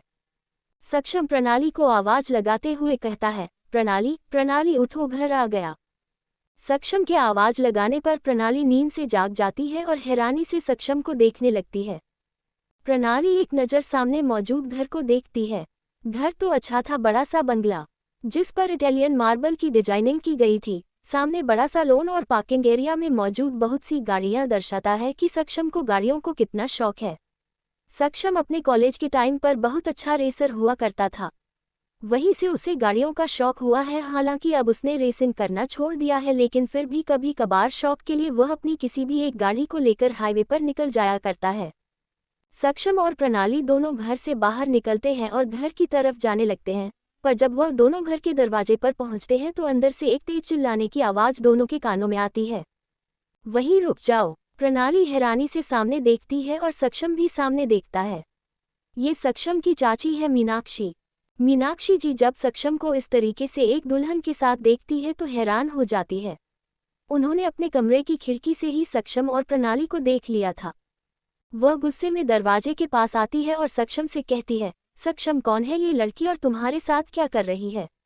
तुम तो किसी की शादी में गए थे ना, तो फिर ये दुल्हन किसकी उठा कर ले आए हो? मीनाक्षी जी के बोल सुनकर प्रणाली की आंखें छोटी हो जाती है, पर सक्षम कहता है, चाची, उस समय सिचुएशन ही कुछ ऐसी हो गई थी कि हम दोनों को शादी करनी पड़ी। ये सब मैं आपको बाद में बताता हूँ, अभी हम थक गए हैं, हमें अंदर आने दीजिए। तभी वहां पर दाई माँ आ जाती है। उनके हाथों में चावल का कलश था और वह मुस्कुराते हुए सक्षम और प्रणाली को देखते हुए कहती है, अरे ऐसे कैसे तुम दोनों अंदर आ सकते हो? नई बहू का पहले स्वागत तो हो। ये कहते हुए वह चावल का कलश दरवाजे पर रखने ही वाली होती है कि तभी मीनाक्षी उस चावल के कलश को हाथों से झटक कर गिरा देती है। सारा चावल दरवाजे पर बिखर जाता है और कलश प्रणाली के पैर के पास गिर जाता है। प्रणाली हैरानी से मीनाक्षी को देखने लगती है, यहाँ तक कि सक्षम भी हैरान होता है, पर मीनाक्षी गुस्से में कहती है, जब तक मुझे यह नहीं बताओगे कि यह लड़की कौन है और तुम इसे कहाँ से लेकर आए हो, तब तक ये लड़की मेरे घर में नहीं आ सकती है। इतनी बकवास सुनने की प्रणाली की ना कभी आदत रही है और ना ही वह इतनी बातें किसी की सुनती है। वह मीनाक्षी के सामने आ जाती है और उसकी आंखों में आंखें डालकर कहती है, राजकुमारी प्रणाली नाम है मेरा और आपके भतीजे सक्षम से मेरी शादी हुई है। इस नाते मैं सक्षम की पत्नी हूँ और इस घर की बहू। और जहाँ तक बात रही आपके घर में आने की, आपकी जानकारी के लिए बता देती हूँ, सक्षम और मैं एक दूसरे के बिजनेस पार्टनर भी है, इसीलिए मुझे उनकी फैमिली हिस्ट्री के बारे में भी पता है। और जहाँ तक मुझे पता है ये घर आपका नहीं है, मेरे पति का है। आपका घर तो गांव में है, ना कोई 2 मंजिला छोटा सा मकान, और यहाँ पर आप मेरे पति के घर में रह रही हैं, इसीलिए इनडायरेक्ट आप मुझे मेरे ही घर में आने से रोक रही हैं। मीनाक्षी की आंखें हैरानी से बड़ी हो गई। सक्षम और दाई माँ भी हैरानी से प्रणाली को देखने लगे, क्योंकि आज तक मीनाक्षी से इस तरीके से किसी ने बात नहीं की थी। वह तो खुद ही को इस घर की मालकिन समझने लगी थी। क्योंकि सक्षम ज्यादातर घर पर नहीं रहता था, इसीलिए घर के ज्यादातर फैसले मीनाक्षी ही लिया करती थी। मीनाक्षी आंखें फाड़े हुए प्रणाली को देख रही थी। प्रणाली नीचे झुकती है और अपने पैरों के पास पड़ा हुआ कलश उठाती है। वह सारे चावल को समेटकर कलश में रखती है और दरवाजे पर रख देती है। सब लोग हैरानी से प्रणाली को देख रहे थे और प्रणाली खुद ही अपने पैरों से चावल का कलश घर के अंदर गिराते हुए घर के अंदर अपना खुद का ही गृह प्रवेश करवा लेती है। सबकी आंखें फटी की फटी रह गई थी। प्रणाली सक्षम को देखते हुए कहती है, तुम्हारा कमरा कौन सा है? सक्षम कहता है, ऊपर जाकर राइट साइड में तीसरा कमरा। प्रणाली ठीक है कहती है और उसके बाद अपने लहंगे को संभालते हुए वह घर के अंदर आ जाती है और सीढ़ियों से होते हुए सीधे सक्षम के कमरे में चली जाती है। बाकी सब प्रणाली को हैरानी से देख रहे थे। सक्षम अंदर आता है और मीनाक्षी से कहता है, चाची आप प्रणाली की बात का बुरा मत मानना। उसके साथ कुछ ऐसा हुआ है जिसकी वजह से वह थोड़ी सी डिस्टर्ब है। देखिएगा जैसे ही उसकी परेशानी कम होती है और वह नॉर्मल होती है, वैसे ही वह आप लोगों के साथ मुस्कुरा के बात करेगी। लेकिन मीनाक्षी अपने चेहरे पर बनावटी रोना लाते हुए कहती है, हाँ देख लिया सक्षम कितना प्यार करते हो अपनी चाची से, अब तो तुम यही कहोगे ना। अब तो तुम्हारी बीवी आ गई है, देखो भला जिस बच्चे को मैंने अपने सीने से लगा कर रखा, अरे अपनी वर्षा से ज्यादा प्यार किया है मैंने तुम्हें। ये तो मैं ही जानती हूँ कि भैया और भाभी के जाने के बाद मैंने बिन माँ के बच्चे को कैसे संभाला है। क्या दिन दिखाया है तुमने मुझे। तुम्हारी बीवी घर के दरवाजे पर ही खड़े होकर यह कहती है कि यह मेरा घर नहीं है। मीनाक्षी अपने नकली आंसू निकालते हुए अपना चेहरा घुमाकर ऐसे रो रही थी जैसे उस पर कितना जुल्म कर दिया है। सक्षम कसके अपनी आंखें बंद कर लेता है और अपनी चाची से कहता है, चाची आप गलत समझ रहे हैं। मैंने आपसे कहा ना, आप प्रणाली की बातों को मन से मत लगाए। ये घर जितना मेरा है उतना आपका भी है और प्लीज चाची प्रणाली को थोड़ा समय दीजिए। अभी उसके साथ बहुत कुछ हुआ है, इसलिए अभी वह कुछ भी सोचने और समझने की हालत में नहीं है। सक्षम दाई माँ को इशारा करता है कि वह मीनाक्षी को संभाले और वह कमरे की तरफ चला जाता है। सक्षम कमरे में पहुंचता है तो देखता है कि प्रणाली ड्रेसिंग के पास खड़े होकर अपने गहने उतार रही है। प्रणाली सक्षम को देखकर कहती है, मैं अपना सामान नहीं लेकर आई हूँ, मेरे पास पहनने के लिए कुछ भी नहीं है। सक्षम कहता है, मैं वर्षा के कमरे में देखता हूँ, वहाँ कुछ मिल जाएगा तुम्हारी लायक। प्रणाली कहती है, वर्षा। सक्षम कहता है, वर्षा मेरी कजन सिस्टर है, मीनाक्षी चाची की बेटी, लंदन में पढ़ाई करती है, छुट्टियों में कभी कभी घर आती है, उसके कमरे में उसके कुछ कपड़े हैं, मैं देखता हूँ शायद उनमें से तुम्हारे लिए कुछ मिल जाए। सक्षम वर्षा के कमरे से एक प्लाजो सूट और सलवार का सेट लाकर प्रणाली को देता और कहता है, अभी तो फिलहाल मुझे यही मिला है जो तुम इस्तेमाल कर सकती हो, पर मैं शाम तक तुम्हारे लिए कपड़े मंगवा दूंगा। प्रणाली उन कपड़ों को लेती है और कहती है, इसकी कोई जरूरत नहीं है, मैं महल में फोन करके कह दूंगी, वहां से कोई मेरा सामान भिजवा देगा। ये कहकर प्रणाली बाथरूम की तरफ बढ़ रही थी कि तभी सक्षम कहता है, प्रणाली। प्रणाली रुक जाती है और पलटकर सक्षम को देखती है तो सक्षम कहता है, देखो मैं जानता हूँ कि हमारी शादी बहुत अजीब सिचुएशन में हुई थी, ऐसे में हमारे बीच सब कुछ नॉर्मल होना थोड़ा अजीब है, पर क्या तुम इस शादी को सच में निभाना चाहती हो। प्रणाली सक्षम को देखे बिना ही कहती है, मैंने तुमसे शादी अपनी मर्जी से की है और इस वक्त तुम्हारे साथ तुम्हारे घर में तुम्हारी कमरे में खड़ी हूँ, क्या इतना काफी नहीं है ये जानने के लिए कि मैं शादी को सच में निभा रही हूँ। सक्षम के चेहरे पर हल्की सी मुस्कान आ जाती है और वो प्रणाली से कहता है, अच्छा लगा जानकर कि तुम सच में इस रिश्ते को निभाना चाहती हो। वैसे एक और बात है प्रणाली, चाची थोड़ा सा सख्त है तो तुम कोशिश करना कि उनसे ज्यादा उलझो ना। प्रणाली अपना चेहरा घुमाती है और घूर कर सक्षम को देखकर कहती है, ये बात तुम अपनी चाची से कहो कि वो मेरे रास्ते में ना आए, क्योंकि अगर वह आग लगाने पर आएंगी तो मुझसे यह उम्मीद न करे कि मैं पानी डालकर उसे बुझाऊंगी, बल्कि मैं तो पेट्रोल डालकर उस आग को और भड़का दूंगी। ये कहकर प्रणाली बाथरूम में चली जाती है और सक्षम अपने मुंह से एक हवा का झोंका छोड़ते हुए कहता, आग और ज्वालामुखी दोनों के साथ रहना पड़ेगा। दूसरी तरफ महल में आस्तिक ऑफिस के लिए तैयार हो गया था। महल की सजावट धीरे धीरे हटाई जा रही थी। जानवी आस्तिक के पास आती है और कहती है, भाई साहब प्रणाली का फोन आया था, वह अपना सामान मंगवा रही है। आस्तिक धीरे से हाँ में सर हिलाता है, तभी अरुणिमा कहती है, सुनिए, रजत का फोन आया था, उसने कहा है कि इन्वेस्टिगेशन में आपसे भी पूछताछ होगी, आपको पुलिस स्टेशन बुला रहे हैं। तो कहानी ख़त्म हो गई है। आप लोगों ने आस्तिक और अरुणिमा की कहानी सुन ली। अब कैसी लगी आपको ये कहानी मुझे कमेंट में बताइए, लाइक कीजिए, सब्सक्राइब कीजिए, जो कि आप लोग नहीं करते हैं। अगर अगला एपिसोड भी आपको 2 घंटे 3 घंटे का चाहिए तो जल्दी से जल्दी यार सब्सक्राइब करो, ठीक है। आप सब्सक्राइब मेरा बढ़ ही नहीं रहा है, लोगों के चैनल मोनेटाइज हो गए, मेरे तो सब्सक्राइबर ही नहीं बढ़ रहे हैं। मैं मोनेटाइजेशन तो मेरे लिए एक सपना ही हो गया है कि होगा, लेकिन यार आप लोग सपोर्ट नहीं करोगे तो कैसे होगा। और इसके अलावा अगर आप लोग कहानियाँ सुनना पसंद करते हैं तो मैंने एक और चैनल का लिंक नीचे डिस्क्रिप्शन में दे रखा है, ठीक है। उसमें मेरी डीमन है, आप जाइए उसे सुनिए, वो भी बहुत अच्छी कहानी है। उसके छोटे एपिसोड लेकिन रेगुलर आते हैं, बहुत मुश्किल से 1 या 2 दिन छूटे होंगे, लेकिन उसके रेगुलर आते हैं, क्योंकि उस पर कुछ मेरे को एक्स्ट्रा एफर्ट नहीं करना पड़ता है। तो और ऊपर से मेरी टीम बहुत अच्छी है तो वो बना देती है जल्दी से जल्दी। तो आप एक बार जाके उसे भी सुनिए, वो भी काफ़ी अच्छा है। तो उसका चैनल मैंने डिस्क्रिप्शन में दे दिया, आप वहाँ से ले लीजिएगा। मिलते हैं अगले एपिसोड में, बाय।